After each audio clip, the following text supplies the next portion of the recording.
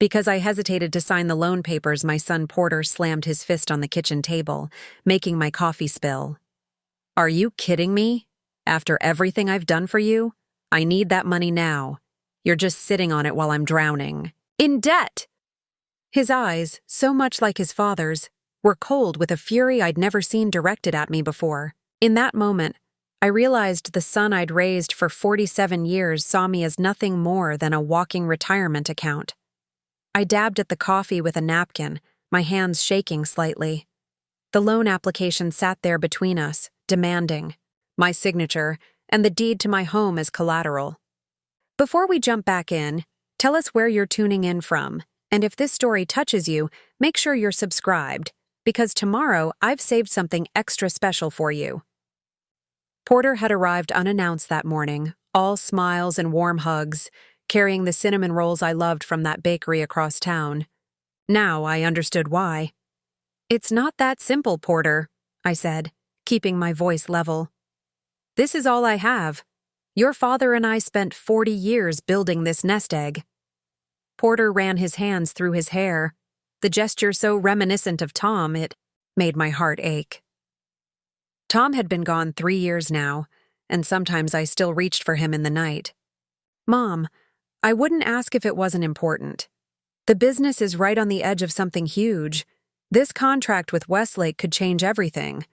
But I need capital right now. I glanced around my kitchen, the same kitchen where I'd taught. Porter to make pancakes standing on a stool where I'd bandaged scraped knees and celebrated birthdays.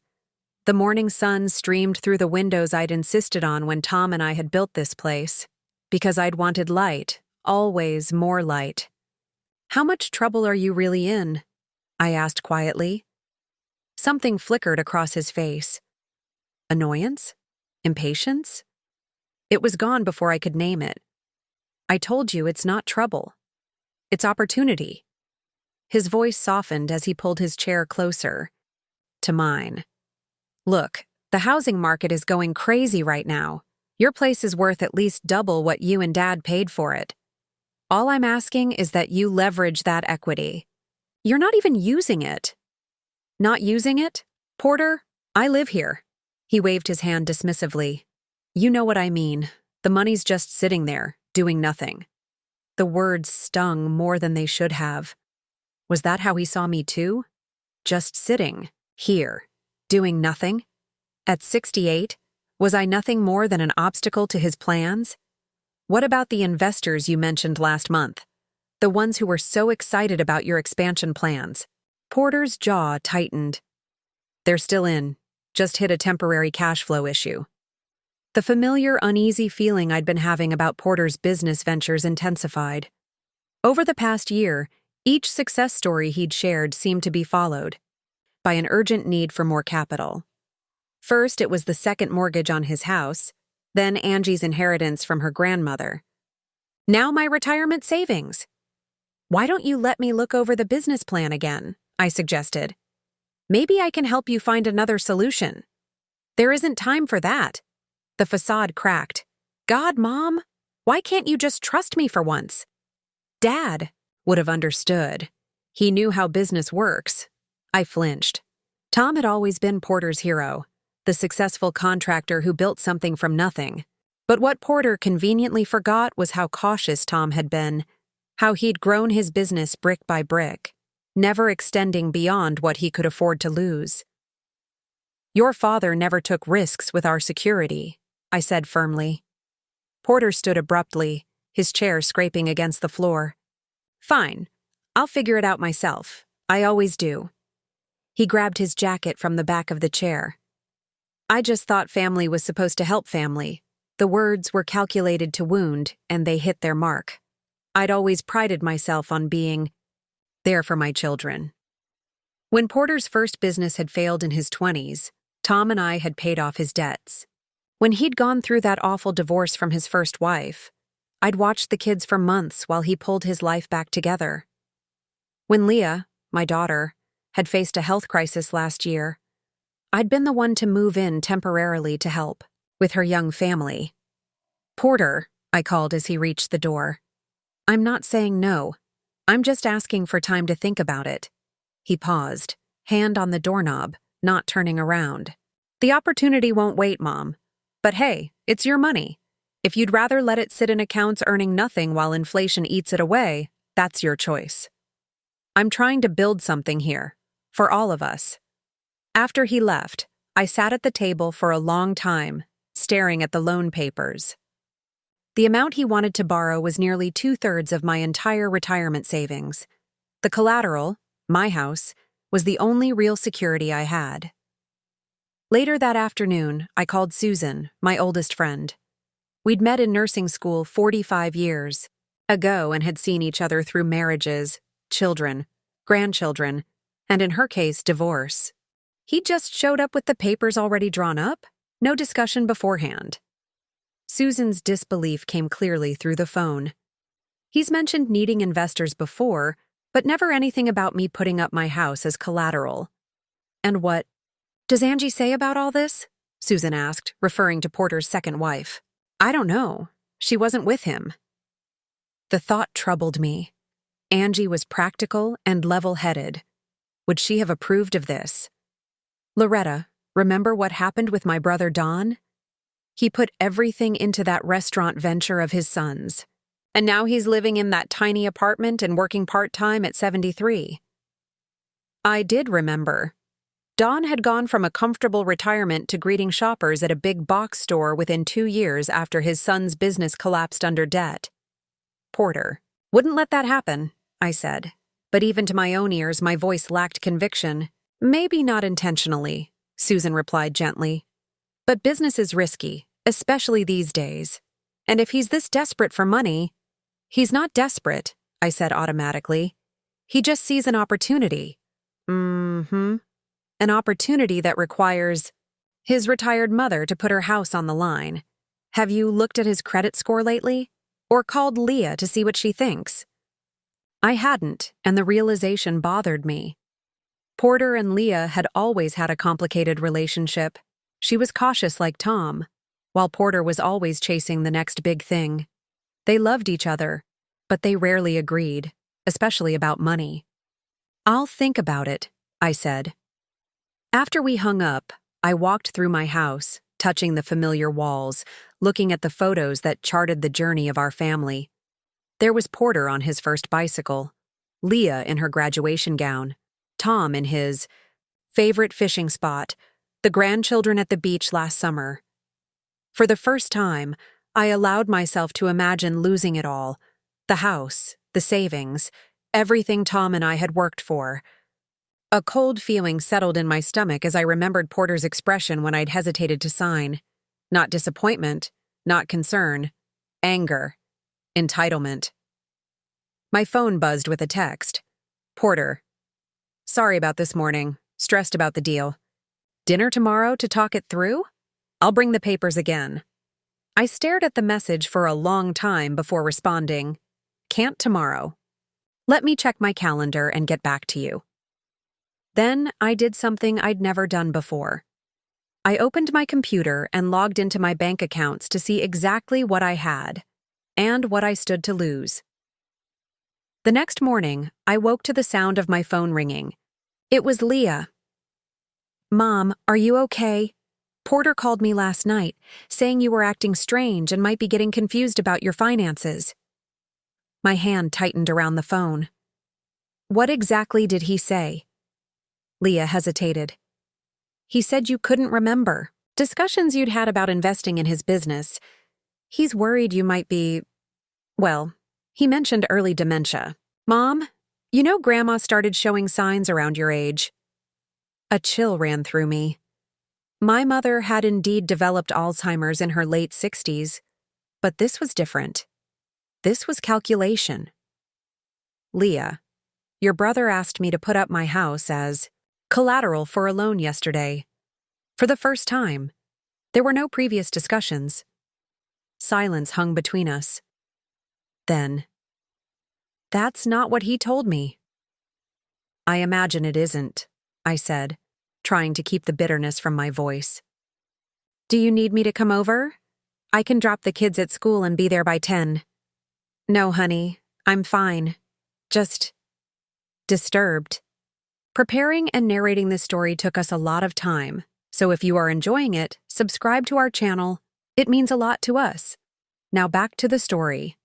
After we hung up, I sat on the edge of my bed, staring at the photo of Tom on my nightstand. "What would you do?" I whispered, to his smiling face. Tom had always been Porter's greatest defender. When our son's first business failed, Tom had said, "He needs to learn, Loretta. Better to fail young." When Porter's marriage to his high school sweetheart crumbled under the weight of his 60-hour work weeks, Tom had reassured me.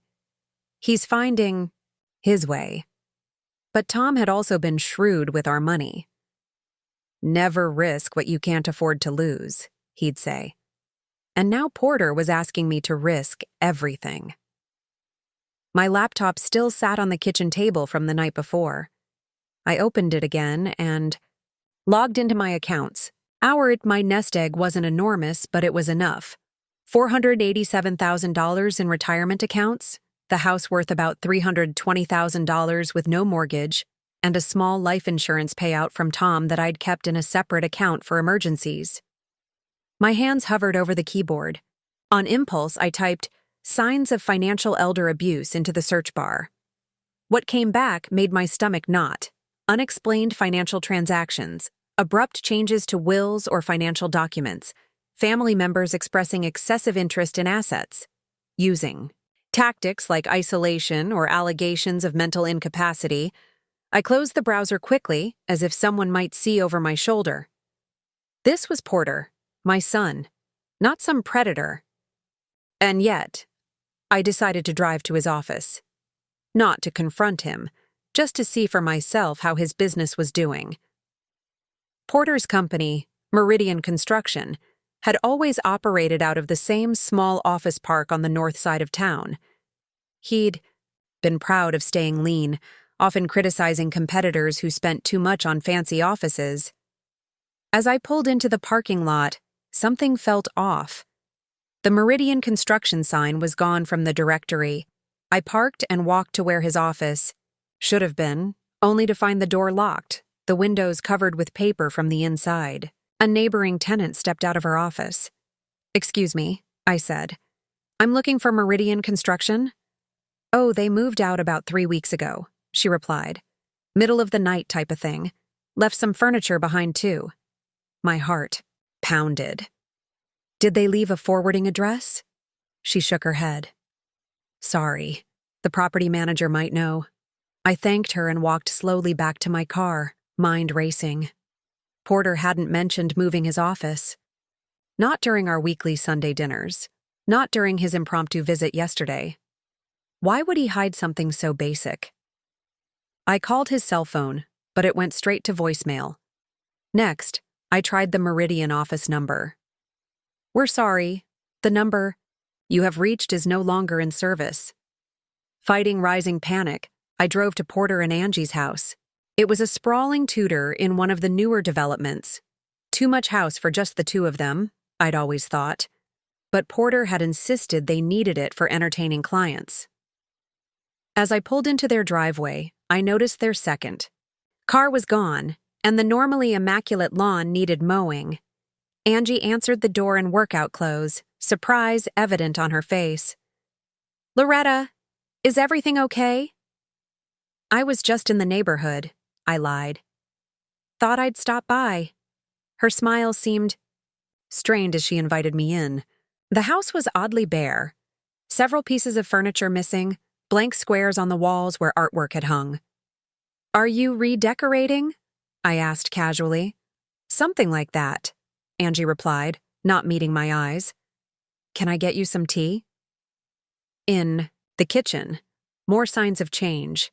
Empty spots where appliances had been, half-empty cabinets visible through partially open doors. "Angie," I said quietly, "what's going on?" "I went by Porter's office today. It's empty." Her hands froze in the act of filling the kettle. For a moment, I thought she wouldn't answer. Then her shoulders slumped. "He didn't want anyone to know yet. We're restructuring." The business is moving to a home office model to cut costs. She set the kettle down without turning it on. It's temporary. And the furniture? The artwork? Angie sank into a chair. We sold some things. The economy's been tough on construction. Porter came to me yesterday asking for a loan against my house. He said it was for a big opportunity, not because he was in trouble. Something flickered in Angie's eyes. Fear? Resignation? She stood abruptly. I should call Porter. He'll want to explain everything himself. Please don't, I said, reaching for her hand. Not yet. Tell me the truth, Angie. How bad is it? She looked toward the doorway as if expecting Porter to appear, then back at me. Her voice dropped to a whisper. Bad. The IRS has placed liens. Suppliers are threatening lawsuits. We're 3 months behind on the mortgage. The floor seemed to shift beneath me. Why didn't he tell me? Pride, shame. Take your pick. Angie's laugh held no humor. He kept saying he could fix it, just needed one big contract to turn things around. She hesitated. Did you sign anything for him yesterday? No. I asked for time to think. Relief washed over her face. Good. That's good. She squeezed my hand. Don't tell him I told you. Please. He'd never forgive me. As I drove home, my thoughts churned like storm clouds. The son who'd slammed his fist on my table, demanding my retirement savings, wasn't just being opportunistic. He was drowning. And he'd been willing to pull me under with him rather than admit the truth. That night, I couldn't sleep. Every time. I closed my eyes. I saw Porter's face, transforming from the little boy who'd climbed into my lap after nightmares to the desperate man who'd tried to manipulate me out of my security. By morning, I knew I needed to do more than just refuse his request. I needed to protect myself from my own son. After a restless night, I called in a favor from Don Murray, an old friend of Tom's who worked as a financial advisor. We'd kept in touch after Tom's passing, meeting occasionally for coffee and reminiscing about the fishing trips our husbands had taken together. Can we meet today? I asked, not wanting to explain over the phone. It's important. Don agreed to see me during his lunch break. His office was in a sleek downtown building, all glass and steel, a stark contrast to the turmoil inside me. This is about Porter, I said once we were seated in his private office. Don's expression turned cautious. He and Tom had always disagreed about Porter's business ventures. What's he done now? I explained everything. The loan request, the covered-up business troubles, Porter's attempt to manipulate Leah by suggesting I was becoming mentally incompetent. With each detail, Don's face grew more concerned. I need to know how bad this really is, I finished. Can you look into his business? Discreetly? Don leaned back in his chair. Loretta, I'm not a private investigator. But you have access to financial databases, credit reports. Tom always said you could find out anything about anyone's money situation. He sighed heavily. I shouldn't do this. Please, Don, I'm afraid. Those 3 words, so difficult to say aloud, changed his expression. Give me a couple of days. In the meantime, don't sign anything. And Loretta, don't tell Porter you've spoken to me. The next morning, Porter called again. His voice was honey-sweet, all traces of anger gone. Mom, I'm sorry about the other day. I came on too strong. It's fine, Porter. How about I come over tonight, just to talk? No paperwork, I promise. I want to explain everything clearly. I agreed, knowing I needed to maintain normalcy until I had more information. After we hung up, I drove to the county courthouse. If there were legal actions against Porter or his company, there would be records. The clerk was a young woman with kind eyes who helped me navigate the public record system. What I found made my heart sink. 3 lawsuits filed against Meridian. Construction in the past year for breach of contract and non-payment. A tax lien from the state.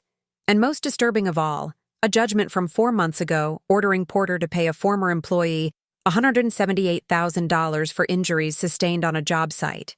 Injuries that weren't covered because Porter had let the workers' compensation insurance lapse.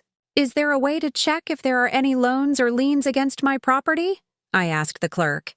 She showed me how to search property records using my address. To my relief, nothing unauthorized appeared. But how long would that last if Porter grew more desperate? My next stop was the bank where Tom and I had done business for 30 years. Martha, the manager, had come up through the ranks with us as clients. She welcomed me warmly, though her smile faded as I explained my concerns. "I need to know if anyone has tried to access my accounts," I said, "or if there have been any inquiries about loans using my home as collateral." Martha's expression turned professional. "Let me check. We take unauthorized access very seriously." 10 minutes later, she returned with a printout. "There was an online attempt to access your joint accounts 2 days ago. The system flagged it because the password was incorrect after multiple attempts." 2 days ago? That was the day Porter came to my house. Martha continued, her voice carefully neutral. "There was also a phone inquiry last week about the requirements for a home equity line of credit on your property. The caller identified himself as your son, saying he was helping you arrange it." My hands began to shake. "I never authorized that." "I know. That's why nothing proceeded." Martha placed her hand over mine. "Loretta, I don't want to overstep, but given what you're telling me, I think we should review your account security measures." By the time I left the bank, I had new passwords, additional authentication requirements, and a freeze on any new credit applications in my name. It wasn't enough to completely protect me, but it was a start.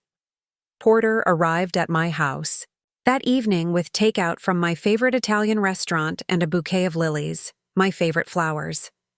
The charm offensive was in full swing. "You look tired, Mom," he said as he set the table. "Are you sleeping okay?" "I'm fine, just busy." I watched him arrange the food, noticing the expensive watch on his wrist. A new purchase despite the financial troubles Angie had described. Over dinner, Porter painted a rosy picture of his business prospects.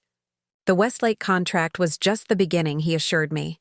Once that was secured, other opportunities would follow. He needed capital now, but the return would be tremendous. "I'd make you a partner, Mom.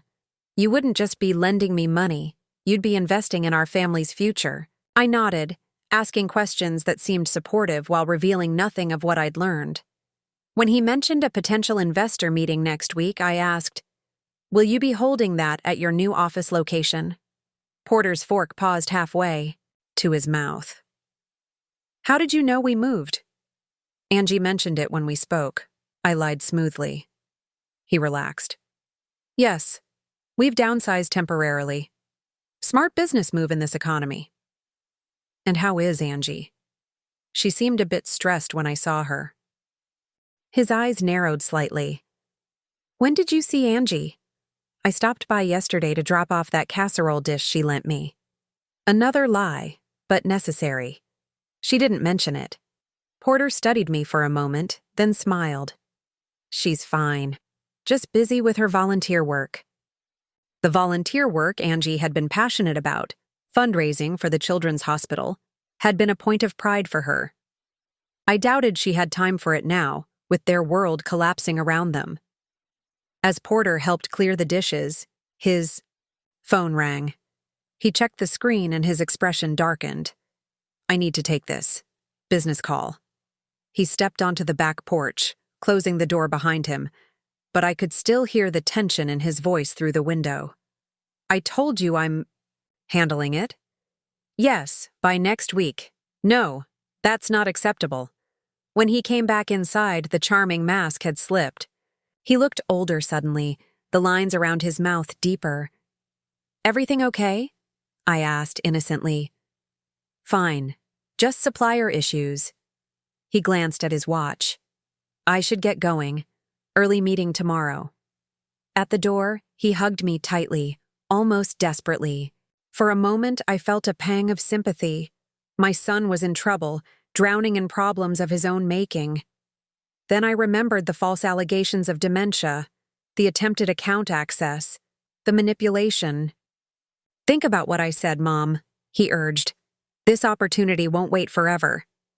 After he left, I sat in the quiet house, Porter's desperation and deception swirling in my mind. Tomorrow, Dawn would have more information for me. But in my heart, I already knew the truth. My son was not just asking for help. He was reaching for a lifeline, willing to pull me under to save himself. Dawn called me early the next morning, his voice tense. "Loretta, can you come to my office today? I found something you need to see." An hour later, I sat across from him, watching as he spread documents across his desk. Bank statements, credit reports, business filings, court records. More than I'd been able to access on my own. "It's worse than you thought," Dawn said gently. "Meridian Construction is essentially bankrupt. Porter hasn't filed corporate taxes in 2 years. He's been using new project deposits to finish old jobs. A classic construction Ponzi scheme." I stared at the papers, trying to process what I was seeing. But he always had work. Clients seemed happy. On the surface, maybe. But look at this. Dawn slid over a credit report. Porter's personal credit score is 440. That's catastrophic. He's maxed out 7 credit cards. Missed his mortgage payment 4 times in the past year. There's a repossession notice on his truck. My stomach churned. The Westlake contract he mentioned doesn't exist, Dawn confirmed. I called a contact at Westlake Development. They rejected Meridian's bid 3 months ago due to financial instability concerns. I felt like I couldn't breathe. So everything he told me was a lie. "Everything," Dawn agreed solemnly. "But there's more, Loretta, and it's difficult." He handed me a folder containing printouts of emails. They were from Porter to someone named Marcus Blackwell at Sunbelt Financial. The subject line read, "Private loan collateral documentation." I scanned the messages, my vision blurring as I read Porter's words. "My mother will sign over her house as collateral. She trusts me completely. Once the paperwork is done, we can access the full amount. No need to worry about her understanding the terms.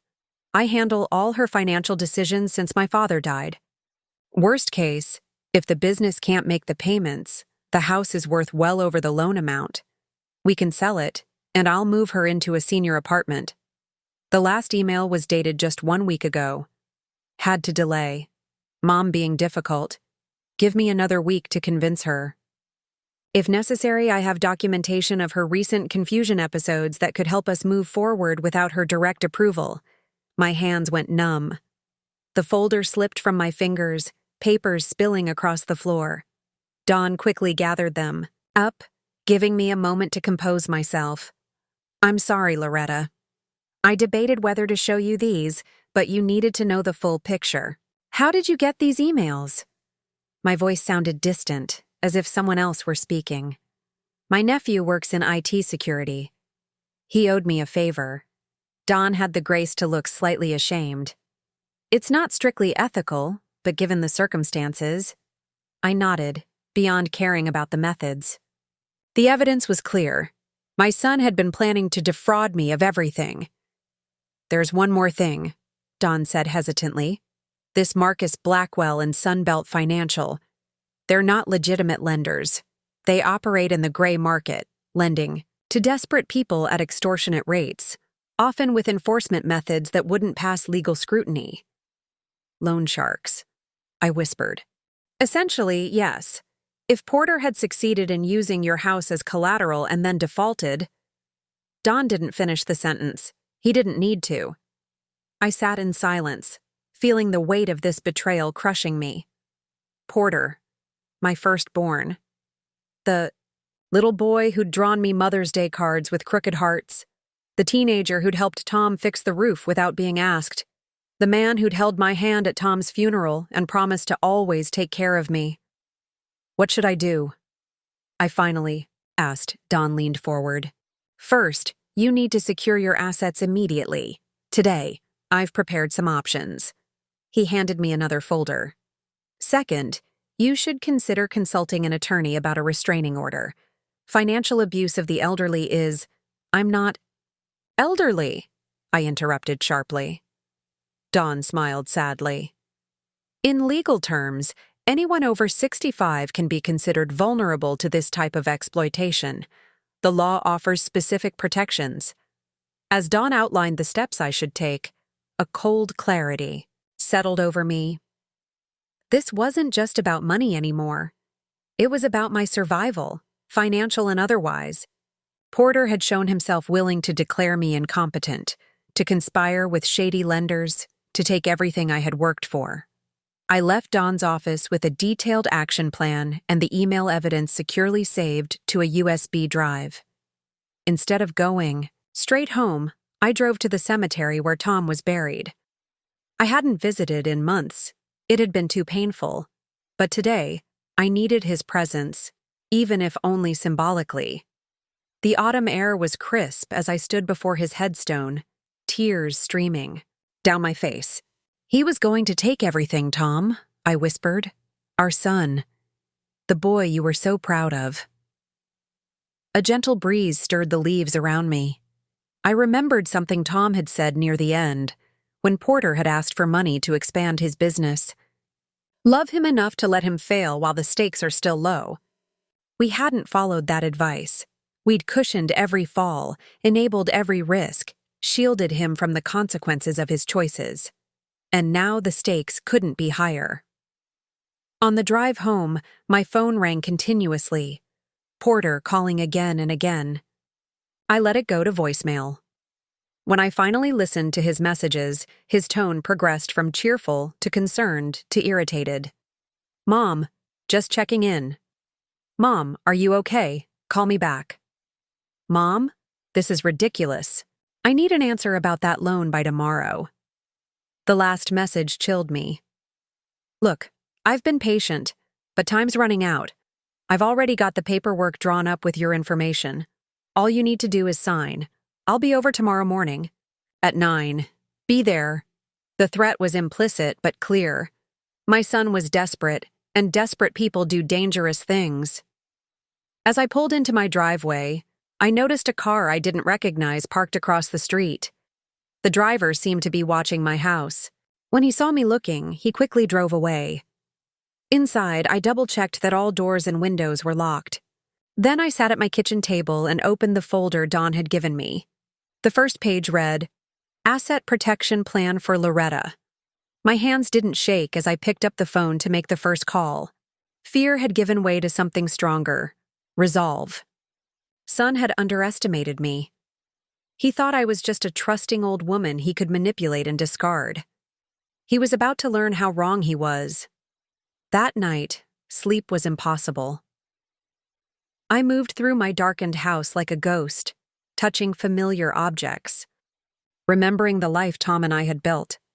In the study, I found myself opening the cedar chest where I kept our most precious mementos.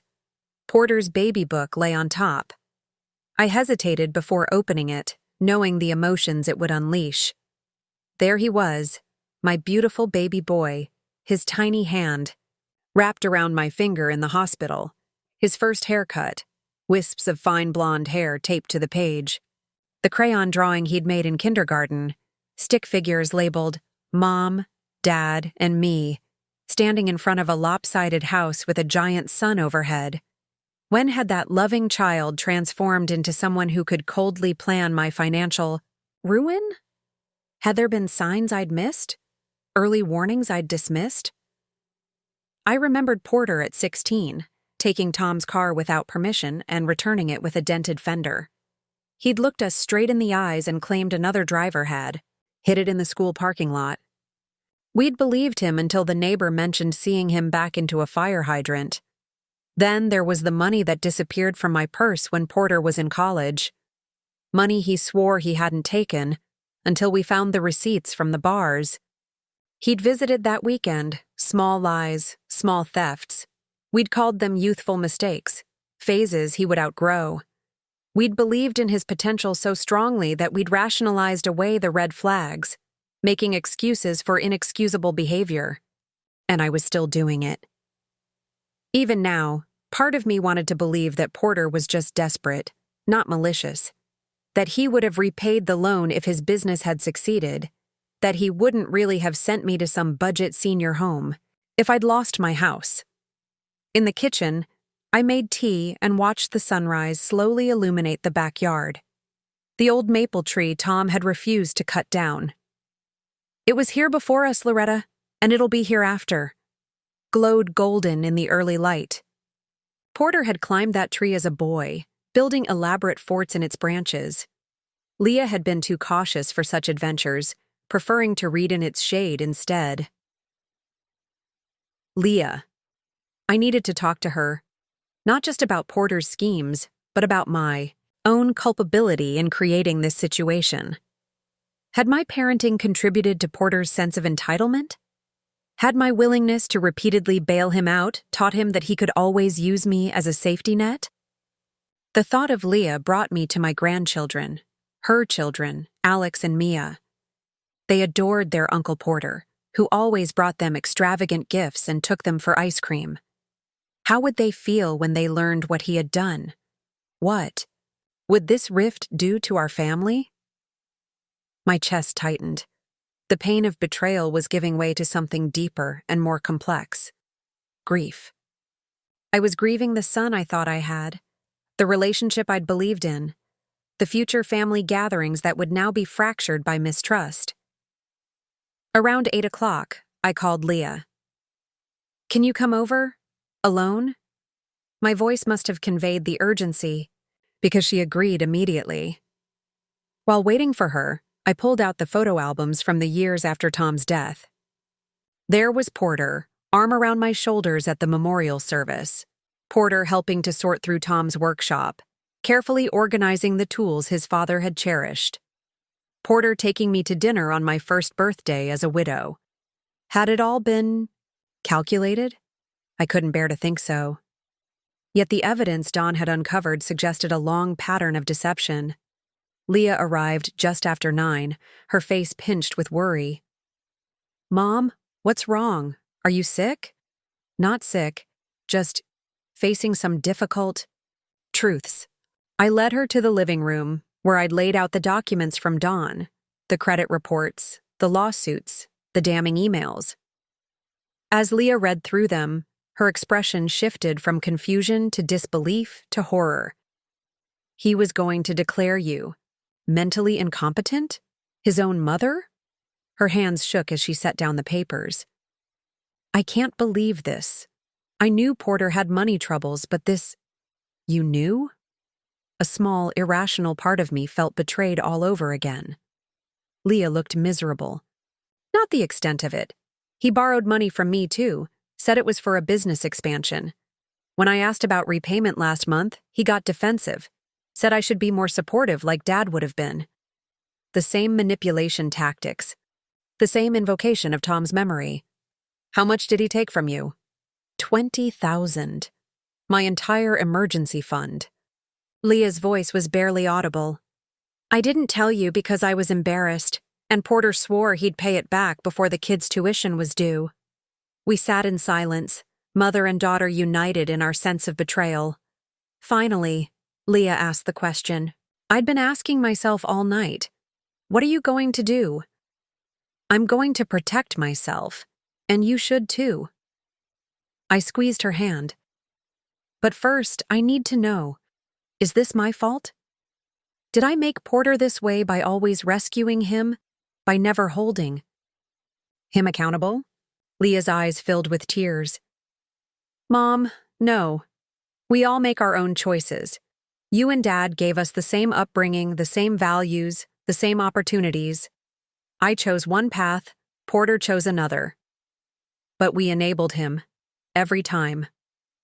Out of love, Leah insisted. You acted out of love. Porter's actions are about something else entirely." As she helped me make a fresh pot of tea, Leah asked quietly, "Are you going to call the police?" the question hit me like a physical blow. Report my own son? Have him arrested? I don't know, I admitted. Right now, I just need to make sure he can't access my accounts or pressure me into signing anything. You need to act fast, Leah warned. Porter called me last night, asking if I'd talk to you about the loan. He sounded not like himself. When I suggested he look for other investors, he snapped at me.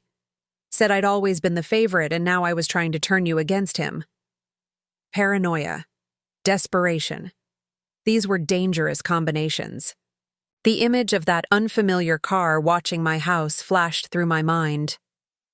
After Leah left, promising to return the next day, I stood in my bedroom, looking at the wedding photo of Tom and me on the dresser. We looked so young, so filled with hope for the future. A future that had included raising children who would carry our values into the world. Tom had been the gentle one, always seeing the best in people, especially in Porter. I'd been the practical one, the one who worried, who planned, who tried to anticipate problems before they arose. Now I needed to be both. Compassionate enough to understand that my son was in a desperate place, but practical enough to protect myself from the harm he was willing to inflict. I opened my closet and pulled out the suitcase from the top shelf. Whatever I decided to do next, I needed to be prepared to move quickly.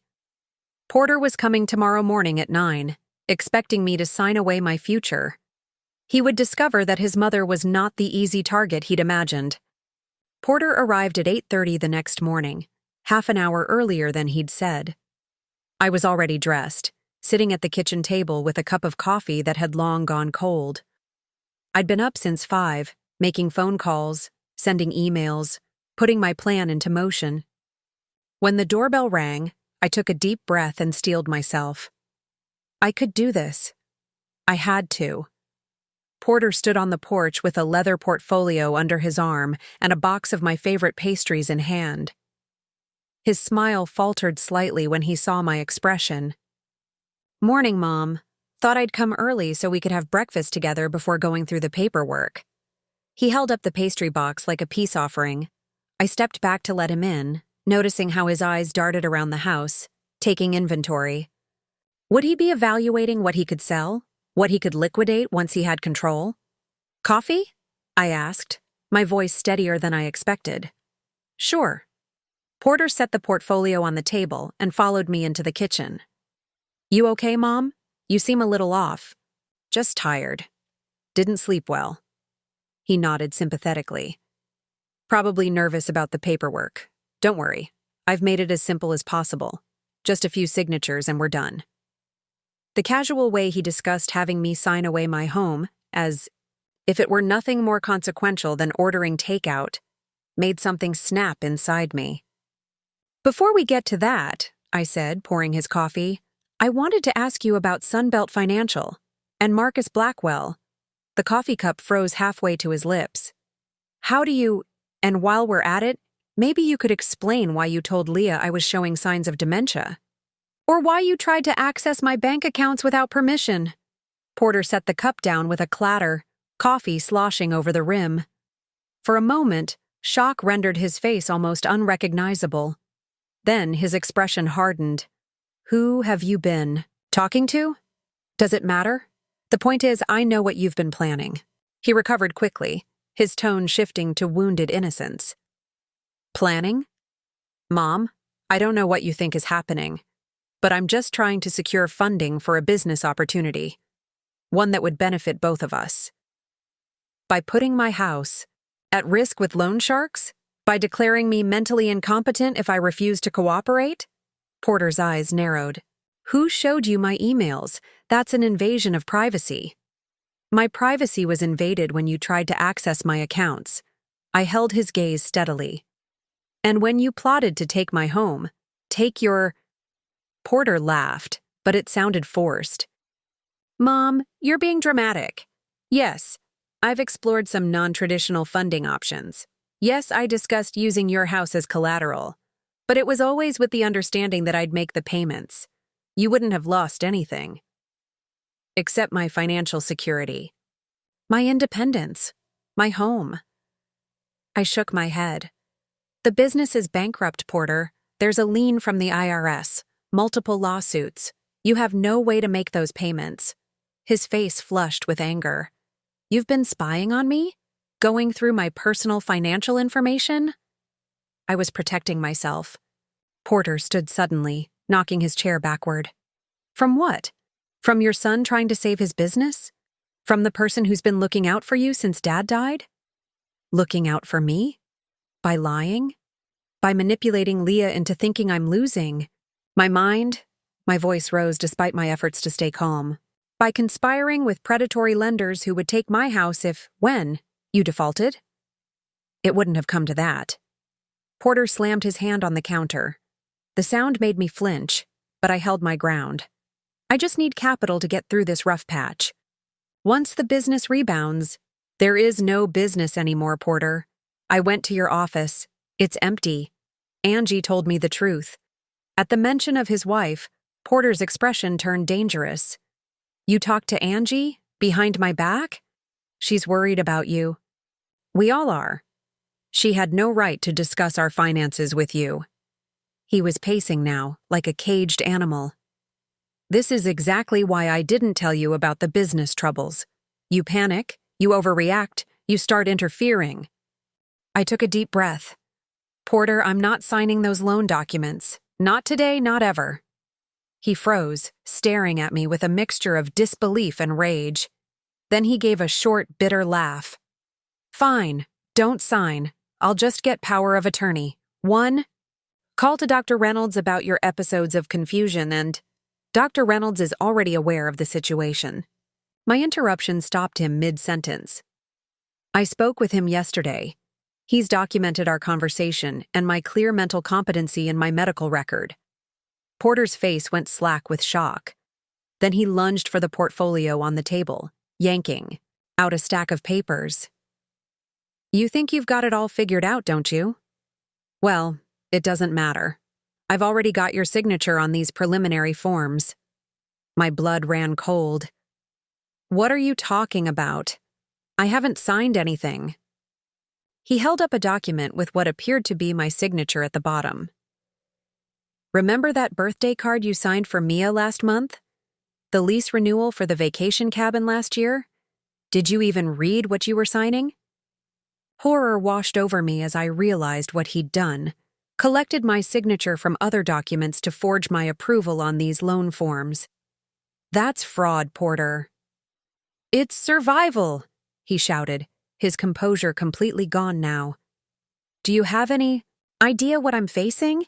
The people I owe money to aren't the type who accept excuses. The veiled reference to Marcus Blackwell and his shady lending operation sent a chill down my spine. How deep was Porter in with these people? Give me those papers. I held out my hand, trying to keep it from trembling. No. Porter clutched them tighter. This is happening, Mom. One way or another. I took a step back, suddenly aware of the physical difference between us. Porter was over 6 feet tall, still fit from years of construction work. I was 5'4" and 68 years old.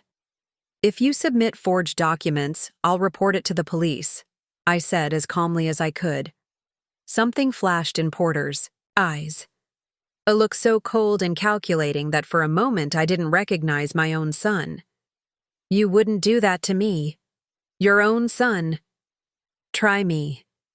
We stood in a silent standoff, the air thick with tension. Then Porter's phone rang, shattering the moment.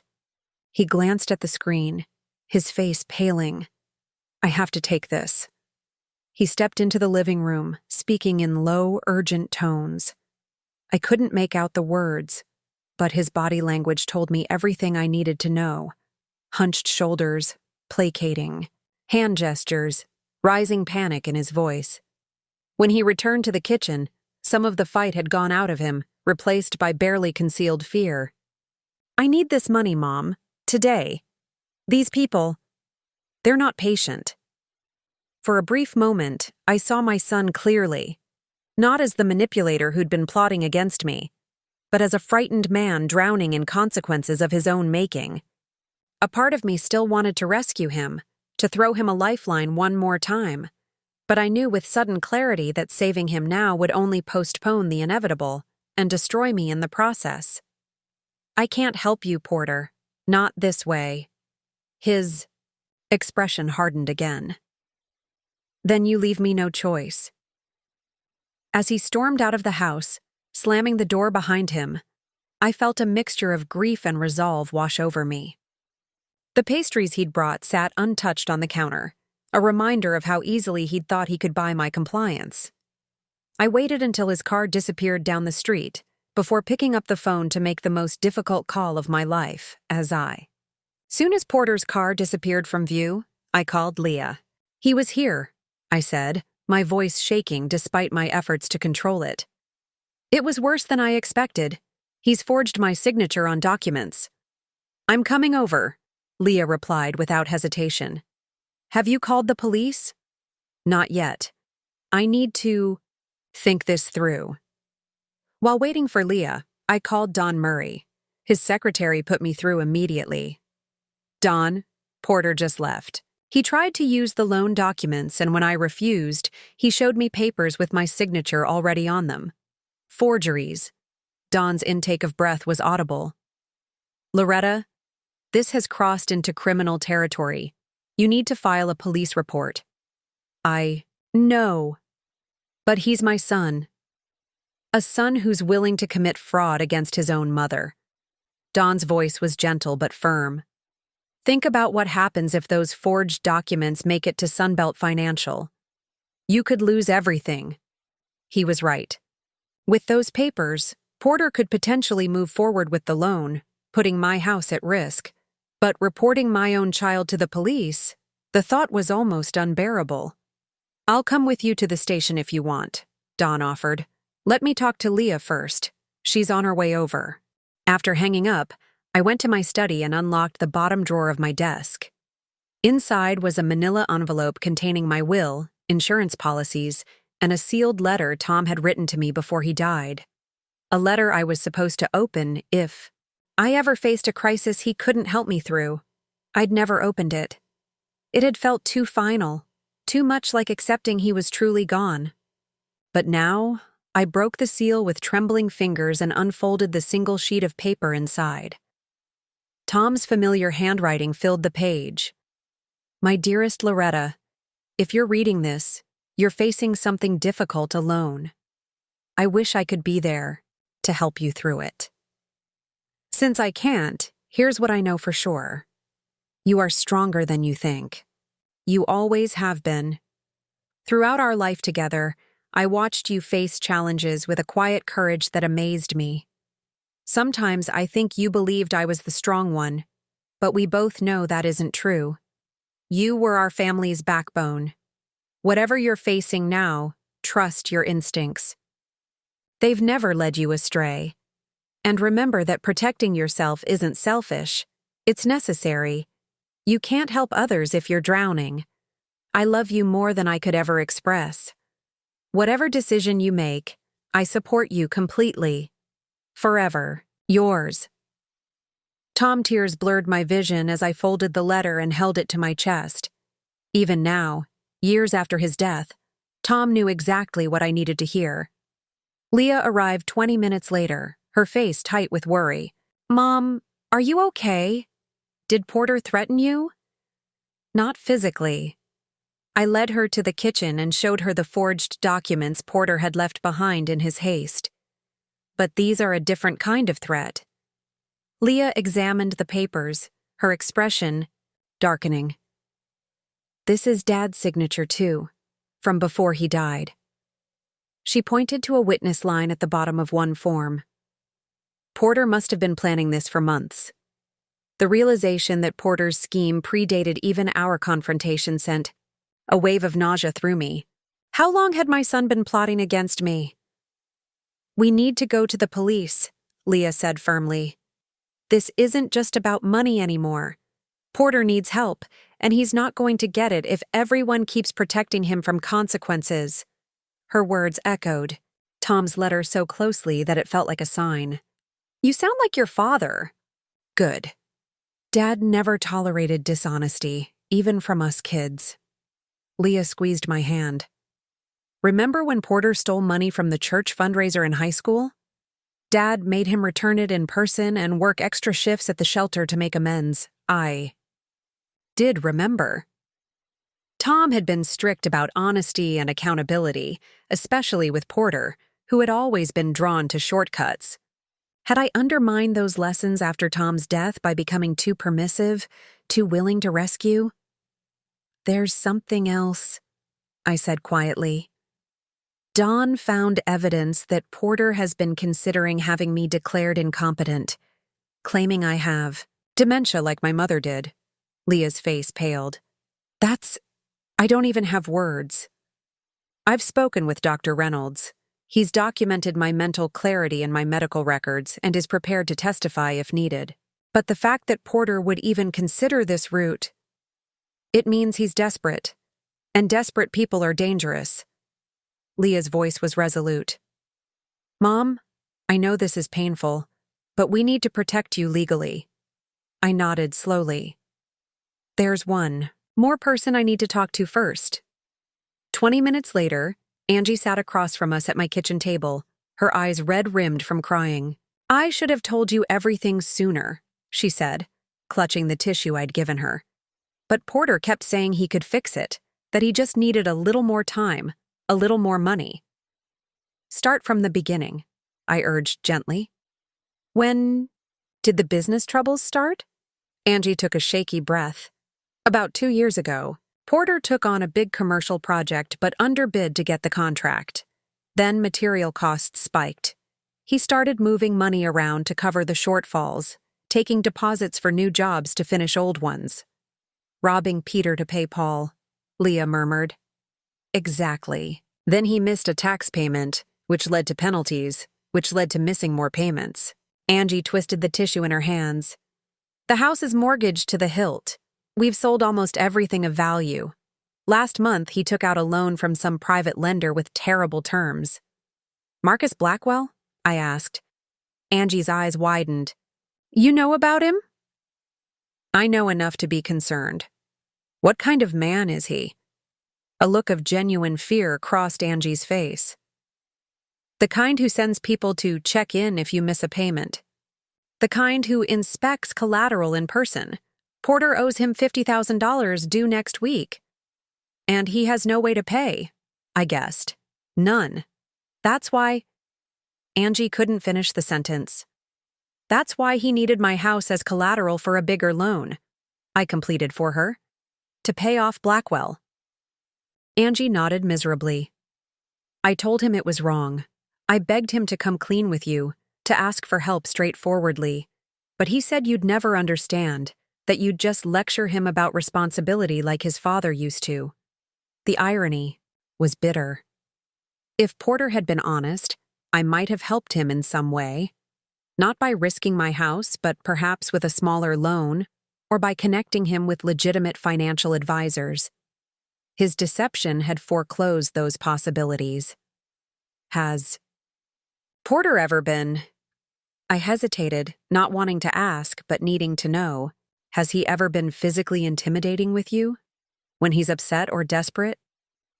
Angie's gaze dropped to the table. He's never hit me.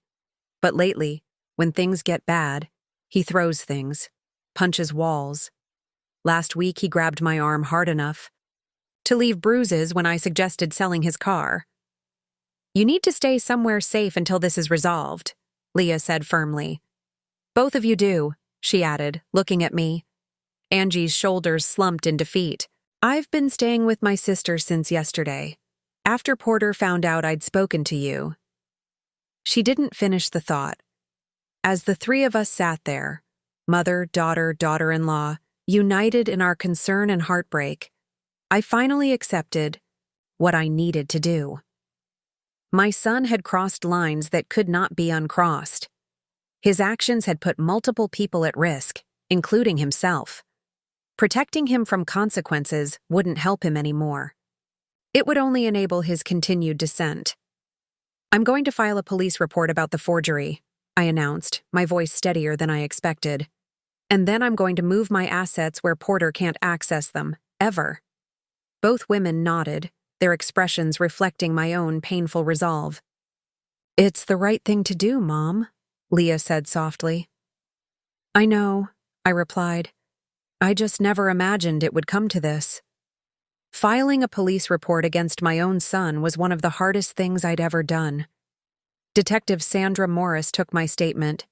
In a small room at the police station, her expression professionally neutral as I explained Porter's actions.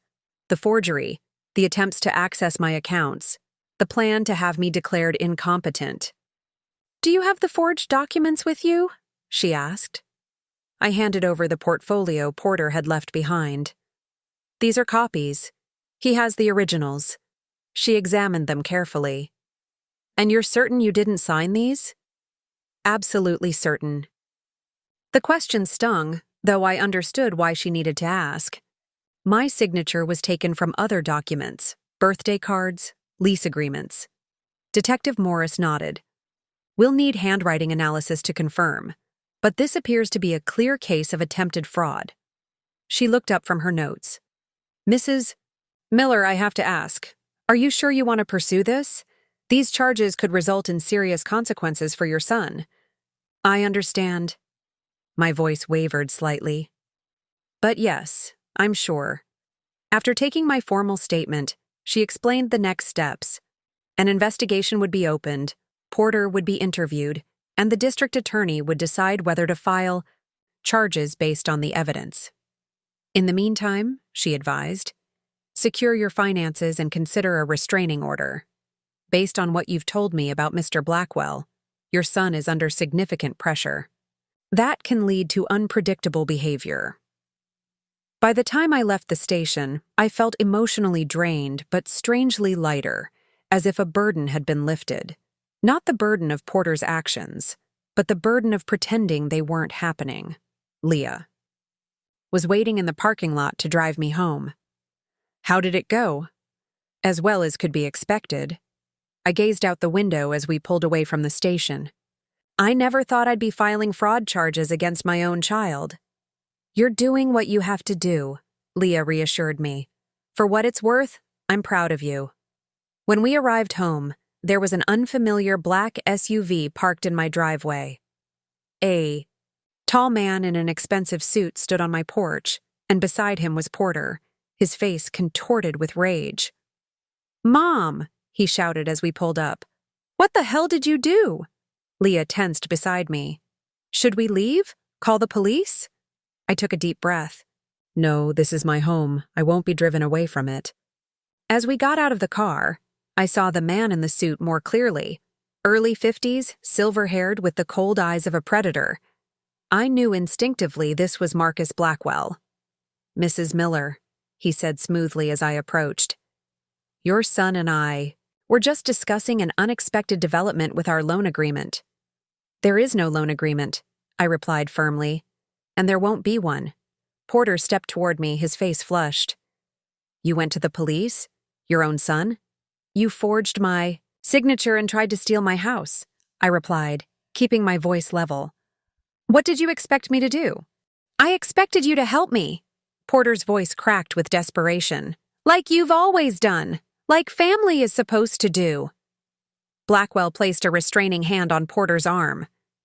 "Perhaps we should discuss this inside, away from prying eyes." "No." I stood my ground.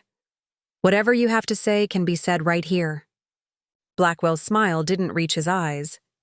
"Mrs. Miller, I understand your concerns, but your son has made certain commitments that involve your property. Commitments that carry obligations. Any commitments Porter made regarding my house were fraudulent." I met Blackwell's cold gaze directly. "And I've already filed a police report documenting that fact." Something dangerous flickered across his face. "Police involvement complicates matters unnecessarily." I disagree. I think it clarifies things perfectly. I turned to Porter. "The police are investigating the forgery. Whatever scheme you two cooked up is over." Porter's expression shifted from anger to panic. "Mom, you don't understand. I owe Mr. Blackwell $50,000, due next week. That's your problem, not mine." "But I don't have it." Porter's voice rose hysterically. These people, they don't just send collection notices. They break legs. They take collateral by force if necessary. Blackwell's smile tightened. Your son exaggerates. We simply protect our investments through various means. Is that a threat? Leah stepped forward, phone in hand. Because it sounds like one, and I'm recording this conversation. Blackwell's demeanor changed instantly. Not at all, just explaining business realities. He turned to me with calculated reasonableness. Mrs. Miller, surely we can find a solution that works for everyone. Perhaps a smaller loan, secured by just a portion of your equity. There will be no loan. I looked at Porter. And if you or any of your associates come near my property again, I'll add harassment and intimidation to the police report. Mom, please. Porter's anger had given way to naked fear. You don't know what these people will do to me if I can't pay. For a moment, maternal instinct almost overwhelmed my resolve. This was my son, terrified and in danger. But then I remembered the forged documents, the attempts to declare me incompetent, the willingness to send me to a senior apartment while he liquidated my home. You should have thought of that before borrowing money you couldn't repay and trying to use my house as collateral without my consent. Porter turned to Blackwell. Desperation etched on his face. I just need more time. 1 more week. Time costs money, Blackwell replied coldly. And my patience has limits. He handed Porter a business card. Call me when you have a realistic solution. Until then, the clock is ticking. With a last, assessing look at me, he walked to his SUV and drove away. The moment he was gone, Porter rounded on me. Do you have any idea what you've done? These aren't people you mess with? Neither am I. My voice was steel. You crossed a line, Porter. Multiple lines. I was desperate. I still am. He raked his hands through his hair. They're going to hurt me, Mom, maybe worse. Then go to the police yourself. Tell them everything about Blackwell's operation. Get protection. Porter laughed bitterly. Right. And add jail time for loan fraud to my problems? It might be safer than the alternative. Leah stepped between us. Porter, Mom's right. These people are dangerous. The police can help. The police can't do anything until something actually happens, Porter snarled. And by then it might be too late. He turned back to me, his expression shifting to the manipulative charm I was beginning to recognize all too well. Mom, I know I messed up. I know I betrayed your trust. But please, if you ever loved me, help me one last time. Just enough to pay off Blackwell. After that, I swear I'll never ask for another penny. It was the same promise he'd made after his divorce, after his first business failure, after the tax lien. Always one last rescue, one final chance that somehow became another and another. No, Porter, not this time. His face hardened. Fine. Then whatever happens is on your conscience. And whatever you did to create this situation is on yours. I replied steadily. As Porter stormed to his car, Leah put her arm around my shoulders. You did the right thing, Mom. Did I? I watched my son drive away, wondering if I'd ever see him again, and if I did, what state he would be in. He could be in real danger. He put himself in danger, Leah reminded me gently. And he was willing to put you in danger too. Inside the house, I sank onto the sofa, emotionally exhausted. The confrontation with Porter and Blackwell had confirmed what I'd suspected. The situation was even more dangerous than I'd thought. Blackwell wasn't just a shady lender. He was a genuine threat. And now that threat had my address. You can't stay here tonight, Leah said, reading my thoughts. It's not safe. I nodded, too drained to argue. I'll pack a bag. As I moved through my bedroom gathering essentials, my phone rang. It was Angie. Loretta. I just got a text from Porter, she said. her voice shaking. "He says you went to the police and now everything is ruined." "What happened?" I explained the confrontation with Blackwell while continuing to pack. "Oh my God," Angie whispered. "Blackwell came to your house?" "Loretta, you need to be careful. Porter told me stories about what this man has done to people who cross him. I'm leaving now, staying with Leah for a while." "Good." Angie paused. "There's something else you should know. Porter emptied our joint savings account yesterday, the little we had left. I think he might be planning to run." The news didn't surprise me, but it did confirm my decision. If Porter was willing to abandon his wife along with his responsibilities, my misplaced loyalty would help no one. "Take care of yourself, Angie," I said softly. "And let me know if you hear from him again." After hanging up, I finished packing quickly, taking only what I needed: clothes, medications, important documents, and Tom's letter, which I tucked into my purse. As I zipped the suitcase closed, I glanced around the bedroom one last time, wondering when or if I would sleep here again. The home Tom and I had built together no longer felt safe. My son had seen to that. That night, in the guest bedroom of Leah's suburban home, sleep eluded me. The events of the day played on repeat in my mind: Porter's desperation, Blackwell's veiled threats, the police report that might send my son to prison. Had I made the right choices? Was there another path I had failed to see? Around 2 a.m., I gave up on sleep and padded quietly downstairs. The house was silent except for the soft hum of the refrigerator and the distant ticking of a clock in the living room. I made a cup of chamomile tea and settled into the window seat overlooking Leah's backyard. The moon cast silver light across the children's swing set and the small vegetable garden Tom had helped Leah plant 2 summers before he died. Tom, what would he have done in my position? The letter in my purse had offered support, but not specific guidance for this impossible situation. I found myself remembering a day nearly 30 years ago. Porter, then 17, had taken Tom's car without permission and gotten into a minor accident. When confronted, he'd lied, claiming another driver had hit the car in a parking lot. Tom had known immediately it wasn't true. "Why are you lying to us, son?" he'd asked quietly. Porter had hung his head, mumbling about being afraid of punishment. Tom's response had stayed with me all these years. The consequence for the accident would have been losing driving privileges for a month. The consequence for lying about it is losing them for 6 months, and our trust, which is far more valuable. Tom had always been clear about the importance of accountability.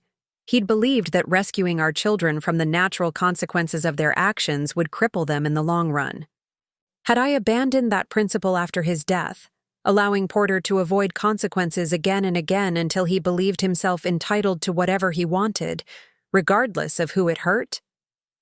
As I sipped my tea, I noticed a framed photograph on the side table, Tom holding baby Mia, his first grandchild.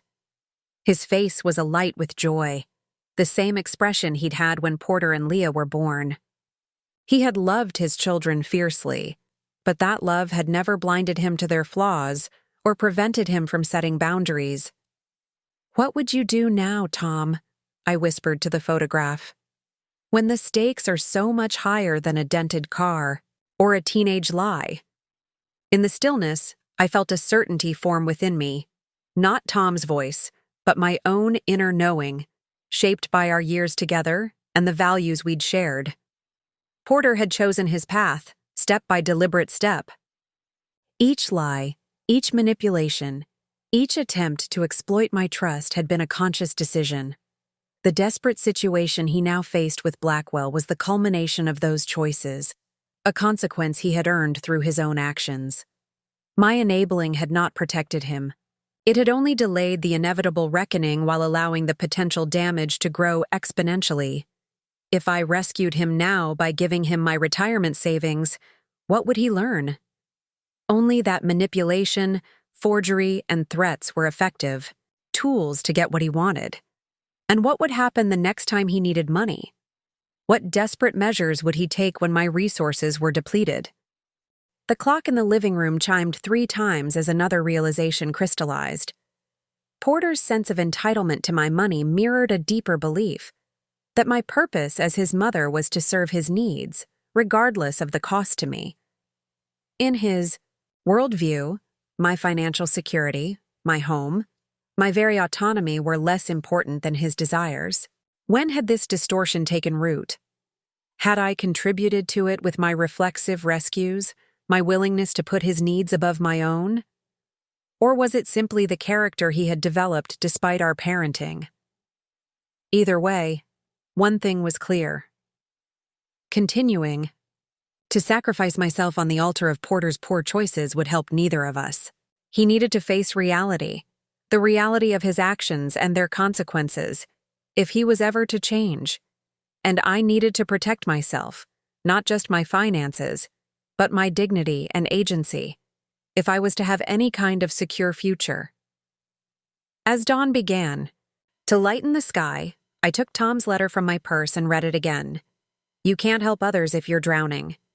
The words resonated with new clarity. My retirement savings weren't just numbers in an account. They represented my independence, my ability to care for myself through aging and potential illness, my capacity to help Leah and her children when appropriate, to contribute to causes I believed in, to live with dignity. Porter wasn't asking for help. He was demanding my sacrifice. And his willingness to use forgery, manipulation, and threats to achieve that goal revealed exactly how little he valued me beyond what I could give him. Grief washed over me anew, not just for the son I thought I had, but for the mother I had been. A mother who had tried so hard to help that she had forgotten the most important lesson. True help empowers. It doesn't enable. Around 6, Leah found me still sitting by the window. She sat beside me without speaking, placing her hand gently over mine. I've been thinking all night, I finally said. About Porter, about your father's approach to parenting, about what real love looks like. Leah nodded, waiting. Your father believed that loving someone means wanting what's best for their character, not just what eases their immediate pain. I squeezed her hand. I lost sight of that after he died. I wanted to fix everything for Porter, make his life easier. But in doing so, I might have made it harder for him to develop the strength and integrity he needs. It's not your fault, Mom, Leah said softly. Porter makes his own choices. Yes, he does, and now I need to make mine. I straightened my shoulders, feeling a resolve that had been building through the night solidify into certainty. I'm not just going to refuse to give Porter money. I'm going to make sure he can never access my accounts, even if something happens to me. What are you thinking? I'm going to transfer everything, my retirement accounts, my savings, the eventual proceeds from selling my house, into a protected trust. One that Porter can't touch, no matter what. The decision once made brought a profound sense of peace. This wasn't just about protecting my assets. It was about reclaiming my agency, my right to determine how the fruits of my life's work would be used. Will you help me? I asked Leah. Of course, she replied. Whatever you need. I'll need a good estate attorney, and we should probably talk to Dawn about the financial aspects. As we began to make plans over breakfast, my phone buzzed with a text message. It was from a number I didn't recognize. Your son owes me money. He says you have it. You have 48 hours to pay his debt, or things will get unpleasant. This is your only warning. MBI showed the message to Leah, whose face paled. We need to call Detective Morris, she said. Right now. I nodded, my resolve unshaken despite the threat. Blackwell was dangerous, yes, but I would not be intimidated into sacrificing my future. Make the call, I said. And then let's find that attorney. It's time to make sure my money goes exactly where I want it to go, and nowhere else. Detective Morris arrived at Leah's house within an hour of our call, her face grave as she examined the threatening text message. This gives us grounds to investigate Blackwell, she said. making notes in her small book. Threatening communications are taken very seriously, especially when connected to lending activities. Will that be enough to stop him? I asked. Not immediately. Men like Blackwell operate in gray areas, legitimate enough on paper to avoid immediate arrest, but using intimidation tactics that are harder to prove in court. She looked up from her notes. In the meantime, I strongly advise you to stay away from your home until we've made progress on this case. After the detective left, promising increased patrols near my house and Leah's, we called Don Murray. He arrived by mid-morning, bringing with him another man, Daniel Winters, an estate attorney he trusted. The four of us gathered around Leah's dining room table, surrounded by financial statements, property records, and legal pads. Based on what you've told me, Daniel said after reviewing my situation, we need to act quickly and comprehensively. Your son has already demonstrated his willingness to forge documents and potentially declare you incompetent. We need to create legal barriers that will be difficult for him to circumvent. What do you suggest? I asked. A three-pronged approach. Daniel ticked off points on his fingers. First, an irrevocable trust for your major assets. Once established, even you won't be able to easily modify it, which means Porter definitely can't. Second, updated powers of attorney for healthcare and finances, explicitly excluding Porter. Third, a revised will that clearly outlines your intentions. Don nodded in agreement. From the financial side, I recommend liquidating some investments and moving funds to new accounts at different institutions, places where Porter has no history or connection. How quickly can we do all this? I asked. The trust will take a few days to set up properly, Daniel replied. But we can get started immediately with the power of attorney documents and begin the process of transferring accounts. What about my house? The thought of never returning to the home I'd shared with Tom sent a pang through my heart, but I knew it might be necessary. Don exchanged glances with Daniel. Honestly, Loretta, given Blackwell's threats and Porter's desperation, selling might be the safest option, not just financially but physically. He's right, Leah added gently. As long as you own that house, Porter knows exactly where to find you, and so does Blackwell. The reality of the situation settled over me like a heavy blanket. I wasn't just restructuring my finances. I was dismantling the life I'd built and starting over somewhere new, somewhere safe from my own son. Where would I go? I wondered aloud. You could stay with me permanently, Leah offered immediately. Or, Don suggested, this might be the time to consider that retirement community in Arizona you and Tom used to talk about. Close to your sister, good security, plenty of activities. Tom and I had indeed talked about Desert Palms, a beautiful community near Phoenix where my younger sister Susan had moved 5 years earlier. We'd even put our names on the waiting list, though we'd never gotten serious about it after Tom's diagnosis. They probably have a years-long waiting list by now, I said. Let me make a call, Don offered. I have a client who's on their board. While Don stepped outside to make his call, Daniel and I began drawing up lists. Assets to transfer, accounts to close, people to notify. Each item represented another tie to my old life that would need to be severed or transformed. Leah worked alongside us, offering suggestions and emotional support. When I hesitated over what to do with some of Tom's belongings still at the house, she gently said, "We can store everything at my place until you're settled. Nothing has to be decided right now." By early afternoon, we had the outline of a comprehensive plan. Create an irrevocable trust with Leah as trustee and her children as beneficiaries after my death.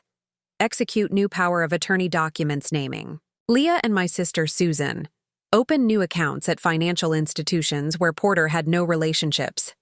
Transfer all liquid assets to these new accounts. List my house for sale with a trusted realtor who understood the sensitive circumstances. Find temporary housing until a permanent solution was secured.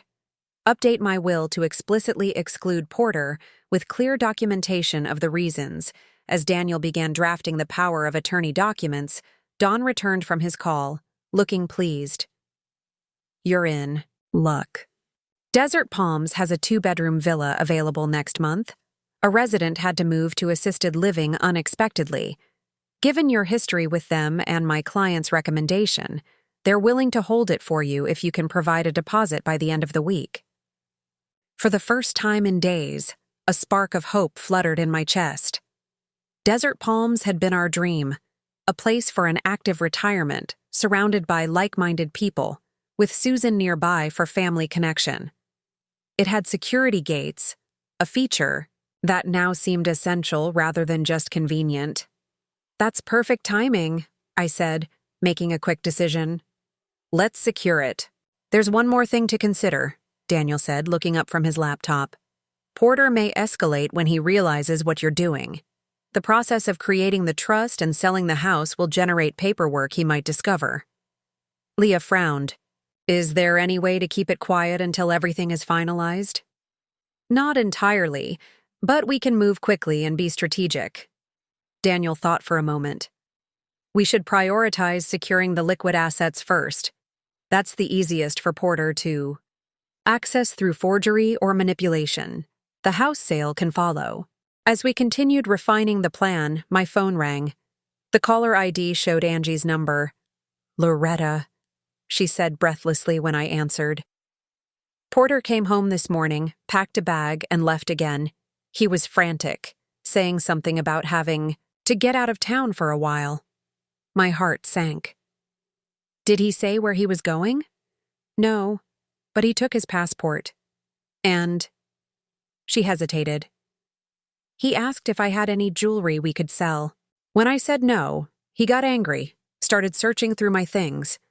He found my grandmother's ring, the only valuable I have left, and took it." Anger flared within me. "Angie, you need to report this to the police." "I already did. That's actually why I'm calling. The officer mentioned that you'd filed a report yesterday about Porter forging documents. He said they're looking into the connection between the two cases. After we hung up, I relayed the conversation to the others." "This changes things," Don said grimly. "If Porter's planning to flee, he might make one last desperate attempt to access your money before he goes. Or," Daniel suggested, "he might attempt to use those forged documents immediately, hoping to get funds before you can stop him." The urgency of our situation suddenly intensified. What had been a methodical planning session transformed into a race against time. "We need to freeze everything now," I decided. "Today? Can we do that?" Don nodded, already reaching for his phone. "I can place temporary holds on your major accounts with a few calls. It won't be as thorough as the trust, but it will create immediate roadblocks. And I'll file emergency power of attorney paperwork this afternoon," Daniel added. "Given the BDI police reports and the documented threats, we can request expedited processing." As they made their calls, I sat quietly, absorbing the reality that my son was now a fugitive, running from Blackwell, from the police, from the consequences of his own actions. The pain was acute, but alongside it was something unexpected. Clarity. For years I'd been trying to save Porter from himself. Now I needed to save myself from Porter. Leah placed her hand on my shoulder. "Are you okay, Mom?" I covered her hand with mine and nodded.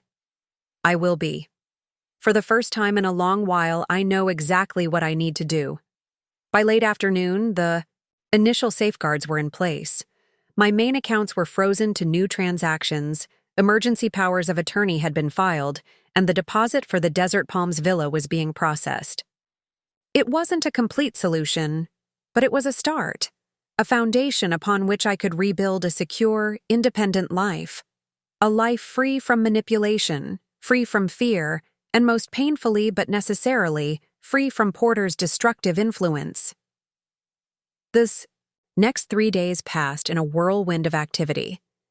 With Don and Daniel's guidance, I systematically dismantled my old financial life and constructed a new one, fortified against Porter's interference. First came the bank accounts. With powers of attorney in hand, Leah and I visited 3 different financial institutions, closing my existing accounts and opening new ones with enhanced security features, verbal passwords, security questions. Porter wouldn't know the answers.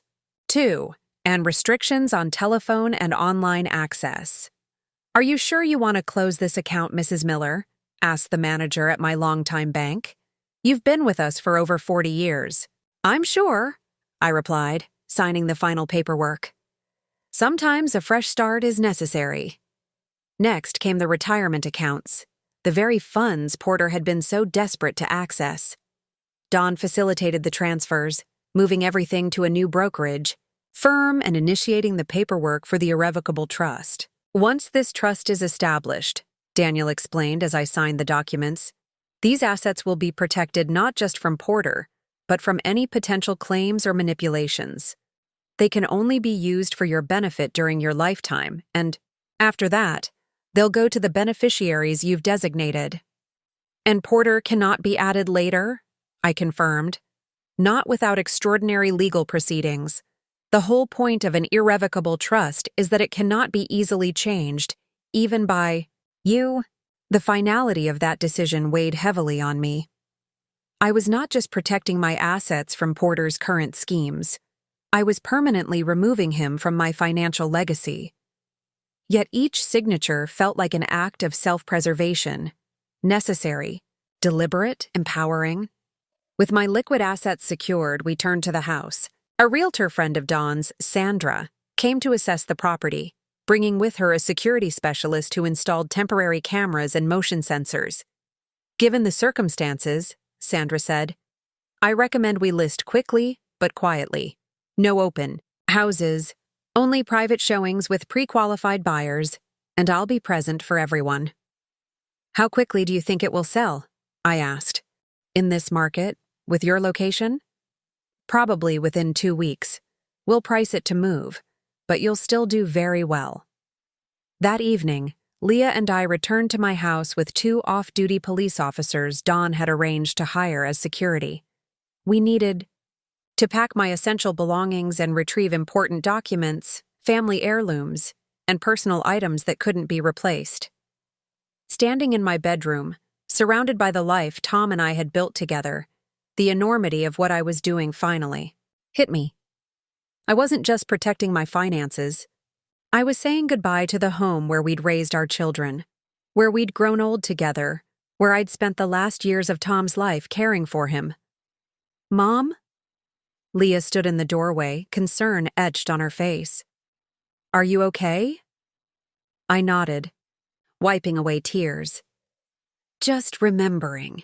Your father loved this house." "He loved you more," Leah said gently. "He would understand why you're doing this. He would want you to be safe." We worked methodically, room by room. Photographs came down from walls. Tom's favorite books were carefully packed. My jewelry, not particularly valuable, but sentimentally priceless, went into a special case. The family silver, passed down from my grandmother, was wrapped and boxed. In Tom's study, I found the small fireproof safe where we kept our most important documents. Inside, along with birth certificates and insurance policies, was a small velvet pouch I had forgotten about. It contained my mother's wedding ring, a simple gold band with tiny diamonds that had skipped Porter and gone directly to Leah when my mother died. "I'd forgotten about this," I said, showing it to Leah. "Your grandmother wanted you to have it. I remember when she gave it to you for safekeeping." Leah smiled sadly. Porter was so angry that she hadn't left it to him for his first wife. Another sign, had I been willing to see it, Porter's sense of entitlement had been evident even then. As midnight approached, the house was eerily empty of personal touches.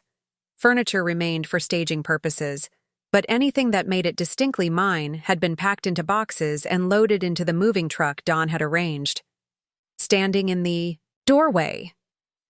One last time, I ran my hand along the wall where we had marked the children's heights as they grew. Porter's last mark was at 17, nearly 6 feet tall, already looking down at his father with that confident smile that had always made me so proud. Where had that boy gone? At what point had pride turned to arrogance, confidence to entitlement, ambition to ruthlessness? "Ready, Mom?" Leah asked softly. I took a deep breath, letting the memories wash over me one last time. Then I stepped outside and locked the door behind me. As we drove away, I didn't look back. The house faded into darkness behind us, but ahead, a new path was taking shape. Uncertain, yes, but mine to choose, mine to walk, mine to define. For the first time in years, I felt the weight of worry lifting from my shoulders. Whatever happened, next, I had taken back control of my life. 2 weeks later, I stood in the entryway of my new villa at Desert Palms, surrounded by boxes and the unfamiliar echo of empty rooms.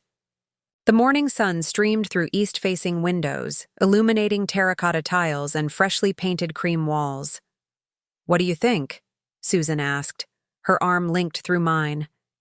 My sister had driven 3 hours from her home in Tucson to help me settle in. "It's beautiful," I said, taking in the high ceilings and the view of distant mountains through the sliding glass doors. Different, but beautiful. Everything had happened with dizzying speed. My house had sold in just 10 days, above, asking price, with a clean offer and quick closing. The irrevocable trust had been established, my assets transferred, and new bank accounts set up with security measures that even I sometimes found cumbersome. But most importantly, I had disappeared from Porter's radar. My phone number had been changed, my address unlisted, my social media accounts deactivated. As far as he knew, I was still in hiding at Leah's house, not starting a new life 2 states away. "You've got good bones to work with here," Susan said, walking through the living room. "We'll get you settled in no time." The villa was smaller than my old house, but perfectly sized for one person: 2 bedrooms, 2 bathrooms, an open kitchen and living area, and a small enclosed patio garden. The community offered security, amenities, and most importantly, anonymity. As we unpacked kitchen items, Susan asked the question I'd been dreading. "Have you heard anything about Porter?" I shook my head. "The police are still looking for him. Apparently, he used Angie's credit card to buy a plane ticket to Mexico, but they don't know if he actually went there or if it was a misdirection." "And Blackwell?" "Detective Morris called yesterday. They're building a case against him for predatory lending practices and intimidation, but these investigations take time." Susan nodded, carefully unwrapping my mother's china. "Are you scared?" "Sometimes," I admitted. "But mostly I'm sad. Grieving, I suppose. For the son I thought I had, for the relationship I'd hoped for as I grew older." "You still have Leah," Susan reminded me gently. "And me, and the grandkids." "I know. I'm grateful for that." I managed a small smile. "And for this fresh start, even if it wasn't how I imagined retirement would be."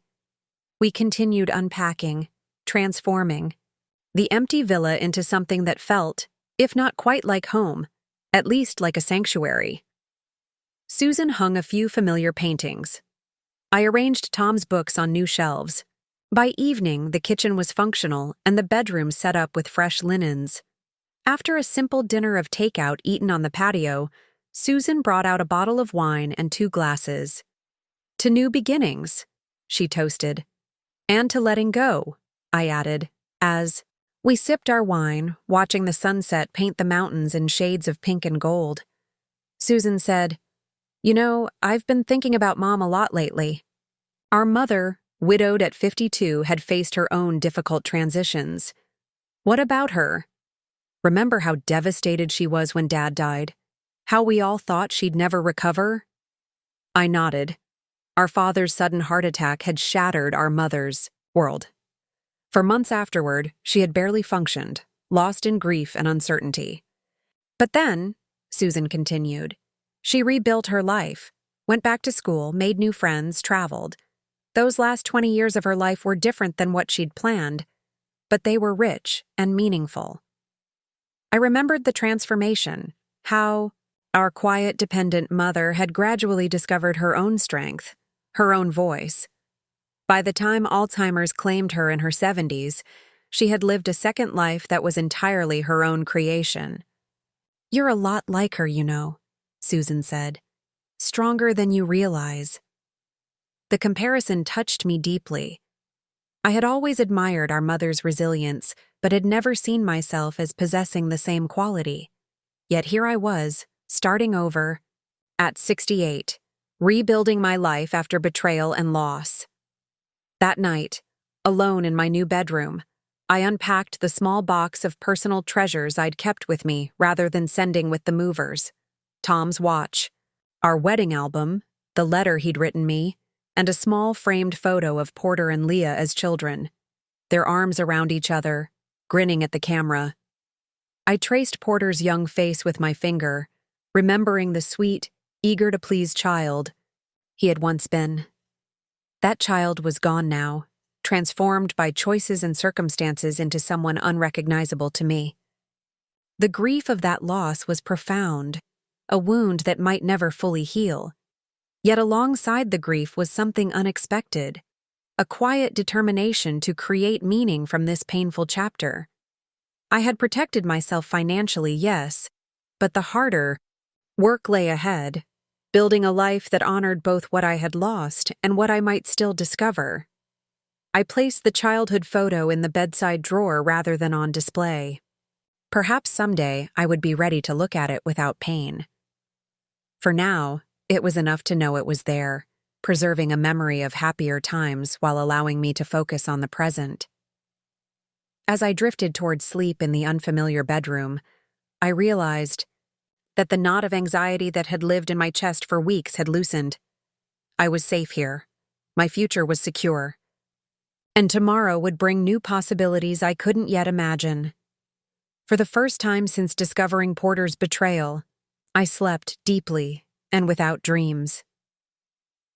3 months passed quickly at Desert Palms. What had begun as a refuge gradually transformed into a home, and with that transformation came changes in me as well.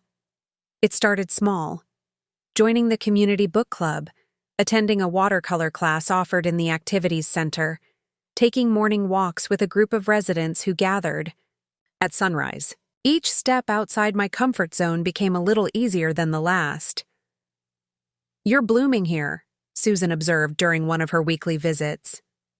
We were having coffee on my patio, which I had filled with potted succulents and desert flowers, my first garden that wasn't planned around Tom's preferences. I wouldn't go that far, I demurred, though secretly I felt it too. The heavy grief that had accompanied my move was slowly lightening, making space for new experiences, new relationships, new aspects of myself. The financial restructuring that Dawn and Daniel had helped me implement was now complete. My assets were secured in the irrevocable trust, my house sold, and my day-to-day finances simplified and protected.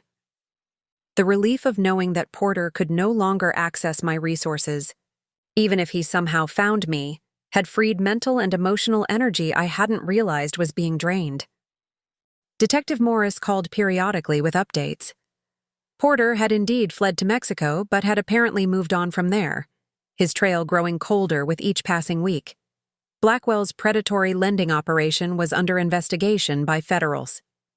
Authorities, with several victims coming forward to share similar stories of exploitation and threats. They'll likely catch up with both of them eventually, Morris told me during our last call. These types of cases take time, but they usually end with arrests, especially with the interstate and international elements. I thanked her for the update, but found, somewhat to my surprise, that the urgency I'd once felt about Porter's whereabouts and legal consequences had diminished. My focus had shifted from the past I couldn't change to the future I was actively creating. That future included reconnecting with old interests and discovering new ones. In my second month at Desert Palms, I joined the finance committee, putting to use the accounting skills I'd developed during my career, but had set aside during Tom's illness and the years after his death. "You have quite a head for numbers," remarked Parker, the committee chair and a retired financial analyst, We could use your perspective on the annual budget review. The committee work led to dinners with Parker and his wife Leah, a coincidence of names that made me smile, which led to introductions to their friends, which led to a gradually expanding social circle. For the first time in years, I was building relationships that were solely my own, not extensions of Tom's connections or obligations to family. I spoke with Leah, my daughter, not Parker's wife, several times a week. She and the children had visited once, with plans for longer stays during school breaks.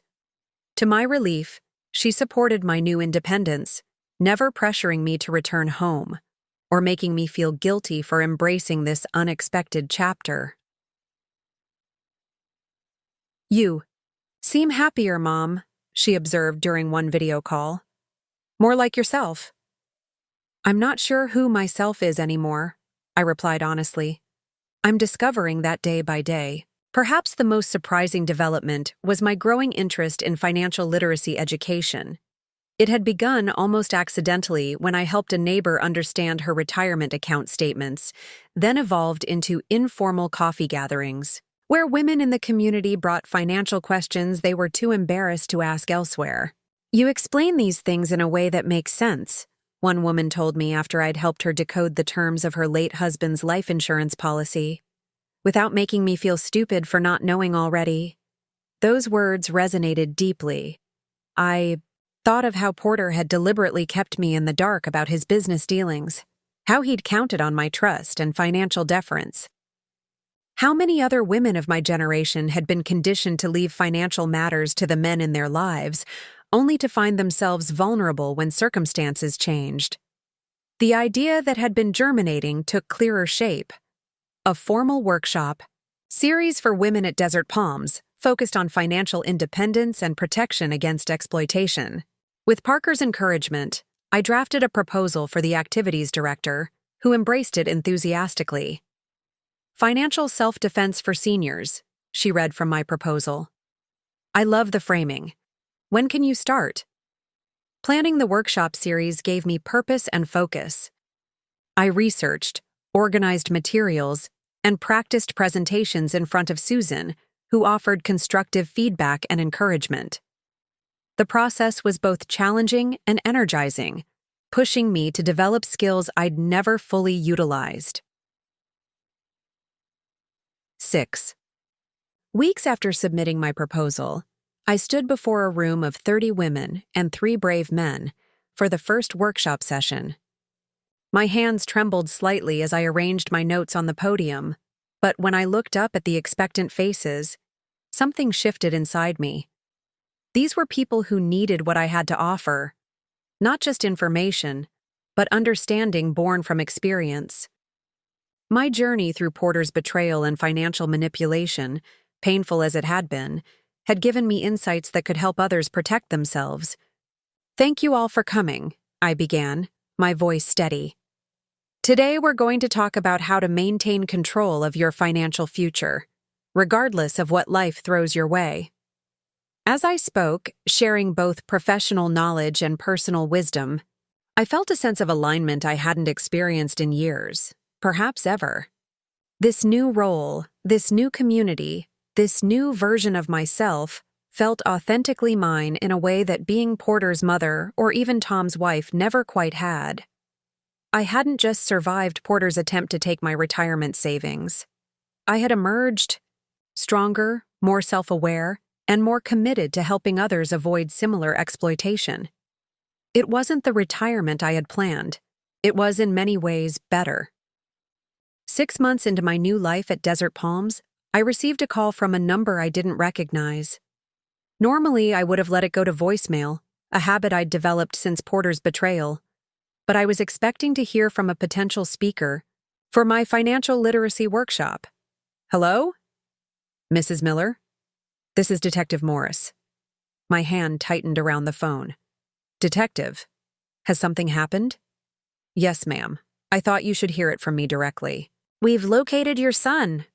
The world seemed to slow around me. I sank onto the nearest chair. Is he all right?" "He's alive, yes. He was arrested in Costa Rica 3 days ago, attempting to use a fraudulent passport. The local authorities contacted us because of the international warrant we'd placed. My mind raced with conflicting emotions. Relief that Porter was alive, anxiety about what would happen next, a deep sadness that his life had come to this point. "What happens now?" I asked. "He's being extradited back to the United States. He'll face charges here for the fraud against you, as well as additional charges for fleeing prosecution and various financial crimes the investigation has uncovered." I closed my eyes, absorbing the news. After months of uncertainty, Porter had been found. The legal process I'd set in motion would now play out to its conclusion. "There's something else you should know," Morris continued after a moment. "We've also arrested Marcus Blackwell. The investigation into his lending operation led to evidence of money laundering, racketeering, and loan sharking across 3 states. Your case helped break open a much larger criminal enterprise." After ending the call, I sat motionless for a long time, staring at the desert landscape outside my window. The mountains in the distance remained steadfast, unchanged by the turmoil of human lives. There was comfort in their permanence, their indifference to my small dramas. That evening, I called Leah to share the news. "How do you feel about it, Mom?" she asked after a long silence. "I don't know," I admitted. "Relieved that he's safe. Sad that it's come to this. Worried about what will happen to him in the legal system. Do you want to come back for the hearings? You could stay with us." The question gave me pause. Did I want to return? To face Porter in a courtroom? To revisit the pain and betrayal? "I don't think so," I said finally. My presence won't change the legal outcome, and seeing him in those circumstances would only bring more pain to both of us. The next morning, I was drinking coffee on my patio when my phone rang again. This time, the caller ID displayed County Jail. My heart pounded as I answered. "You have a collect call from an inmate at County Correctional Facility. The name provided is Porter Miller. To accept this call, press 1. My finger hovered over the keypad. After all this time, after everything that had happened, Porter was reaching out. Part of me wanted to reject the call, to maintain the protective distance I'd established. But another part, the mother who had loved him for 47 years before his betrayal, couldn't turn away. I pressed 1. "Mom?" Porter's voice sounded thin, subdued. "Is that really you?" "It's me." I kept my tone neutral, guarded. "They told me you moved, that you sold the house and disappeared." A pause. "I've been trying to find you." "That was the point, Porter. To make sure you couldn't find me." His breath caught audibly. "I know I messed up, badly, but you have to understand, I was desperate. Blackwell was threatening me. The business was collapsing." "Stop." I cut him off firmly.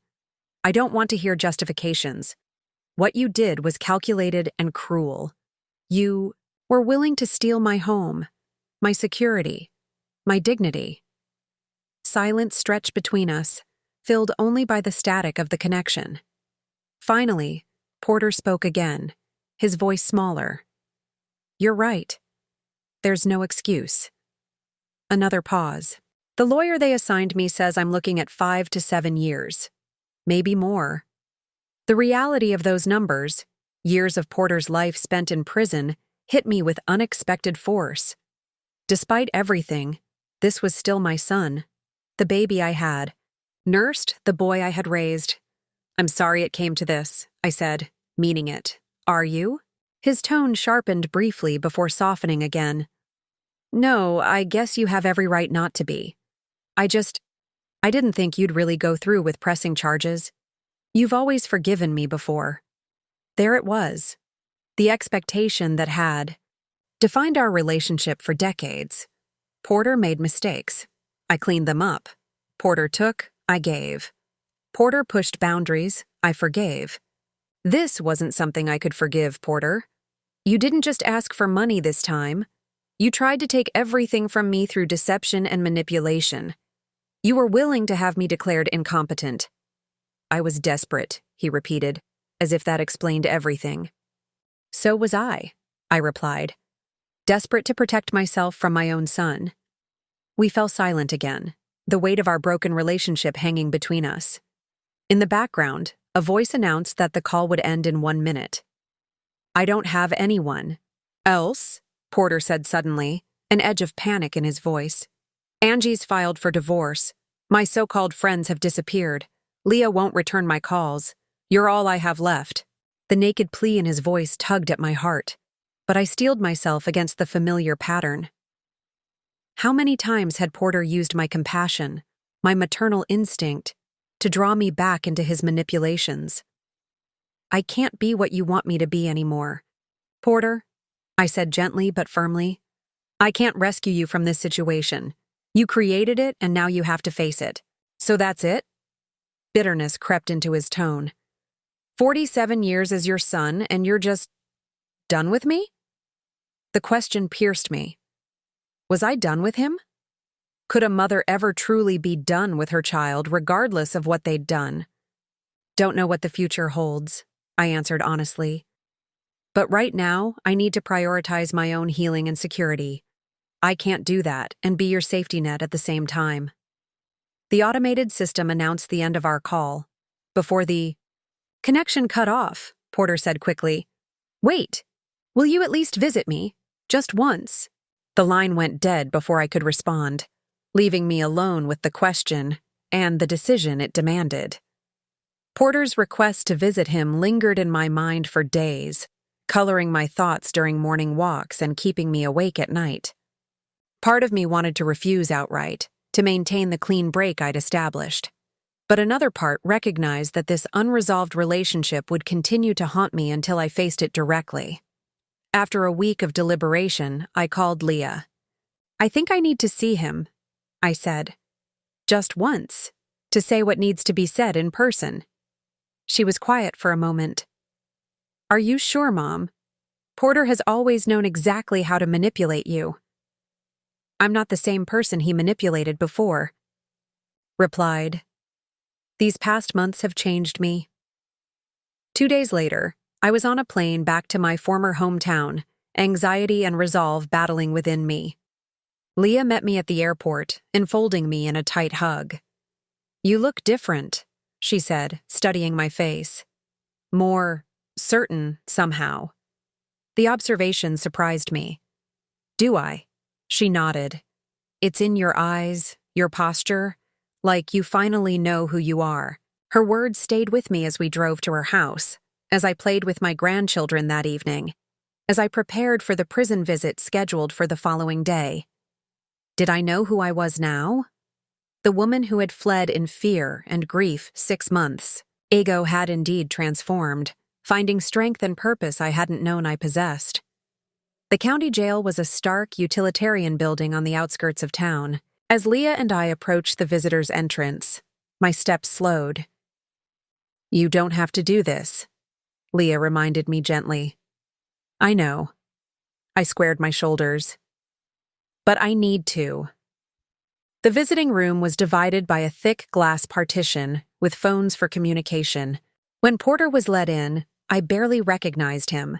His face was gaunt, his once confident posture diminished. When he saw me, a complex mix of emotions crossed his features.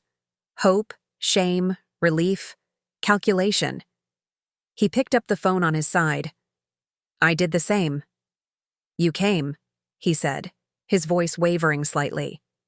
I wasn't sure you would. I needed to see you to finish this properly. Porter leaned forward, lowering his voice, though no one could hear him but me. Mom, listen. The DA is offering a plea deal, 3 years if I cooperate in the Blackwell case, but I need help with a good lawyer. The public defender is useless, not even a greeting, no asking how I was, just an immediate request for help.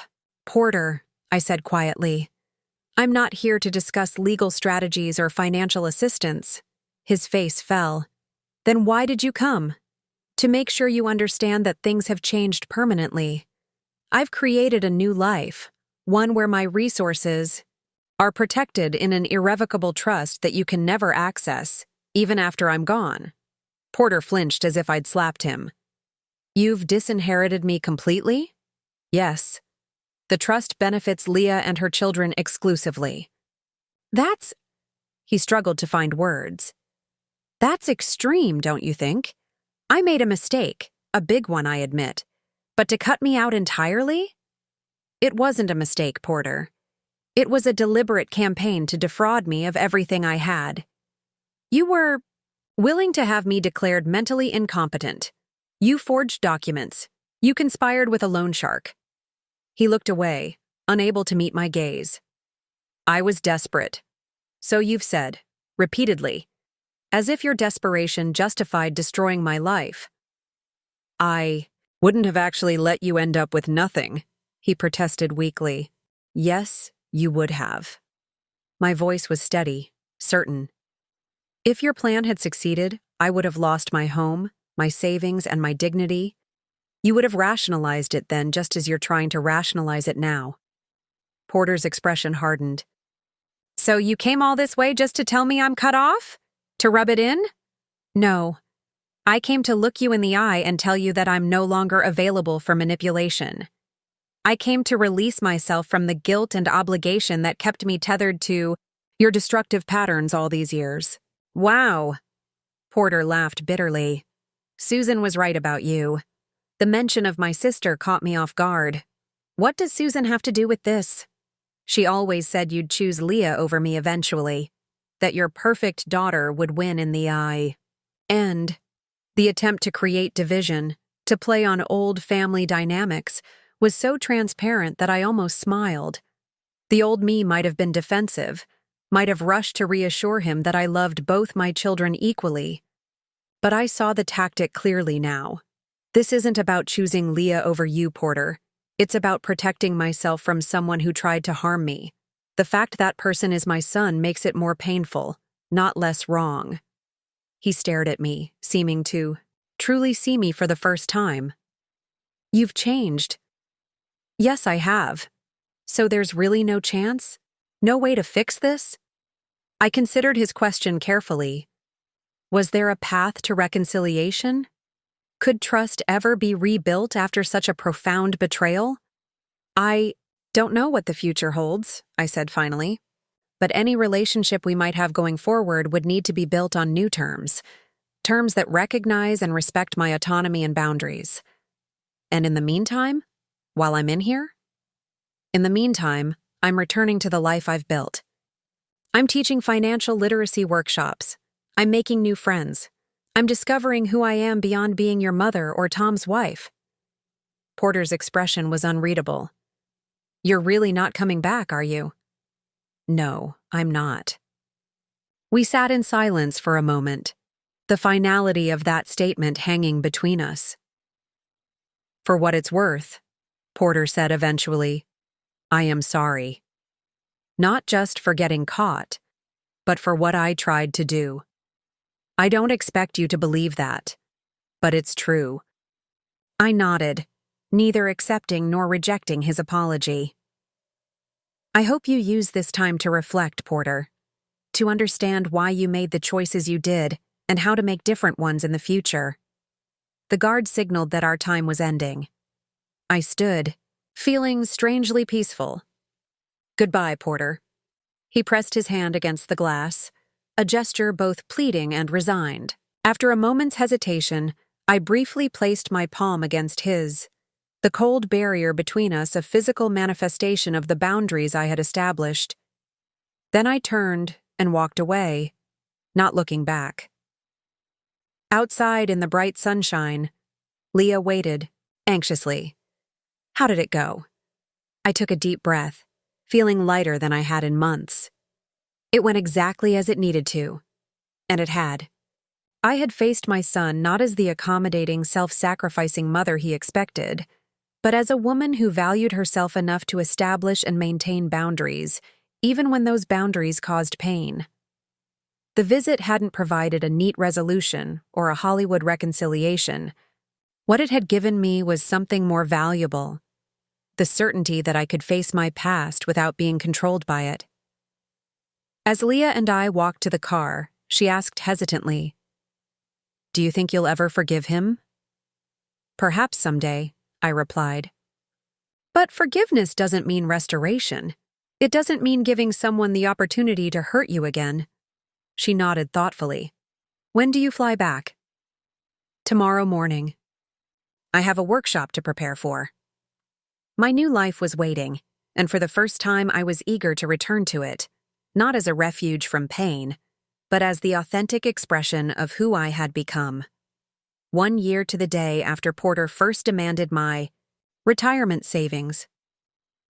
I stood at the podium in Desert Palms Community Center, facing a room of over 60 people, not just residents, but visitors from neighboring retirement communities and local seniors who had heard about our workshops.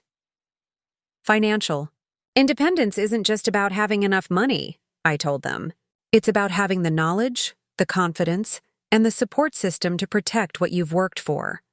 It's about recognizing that your financial security matters, that you have the right to maintain control over the resources you've spent, a lifetime building.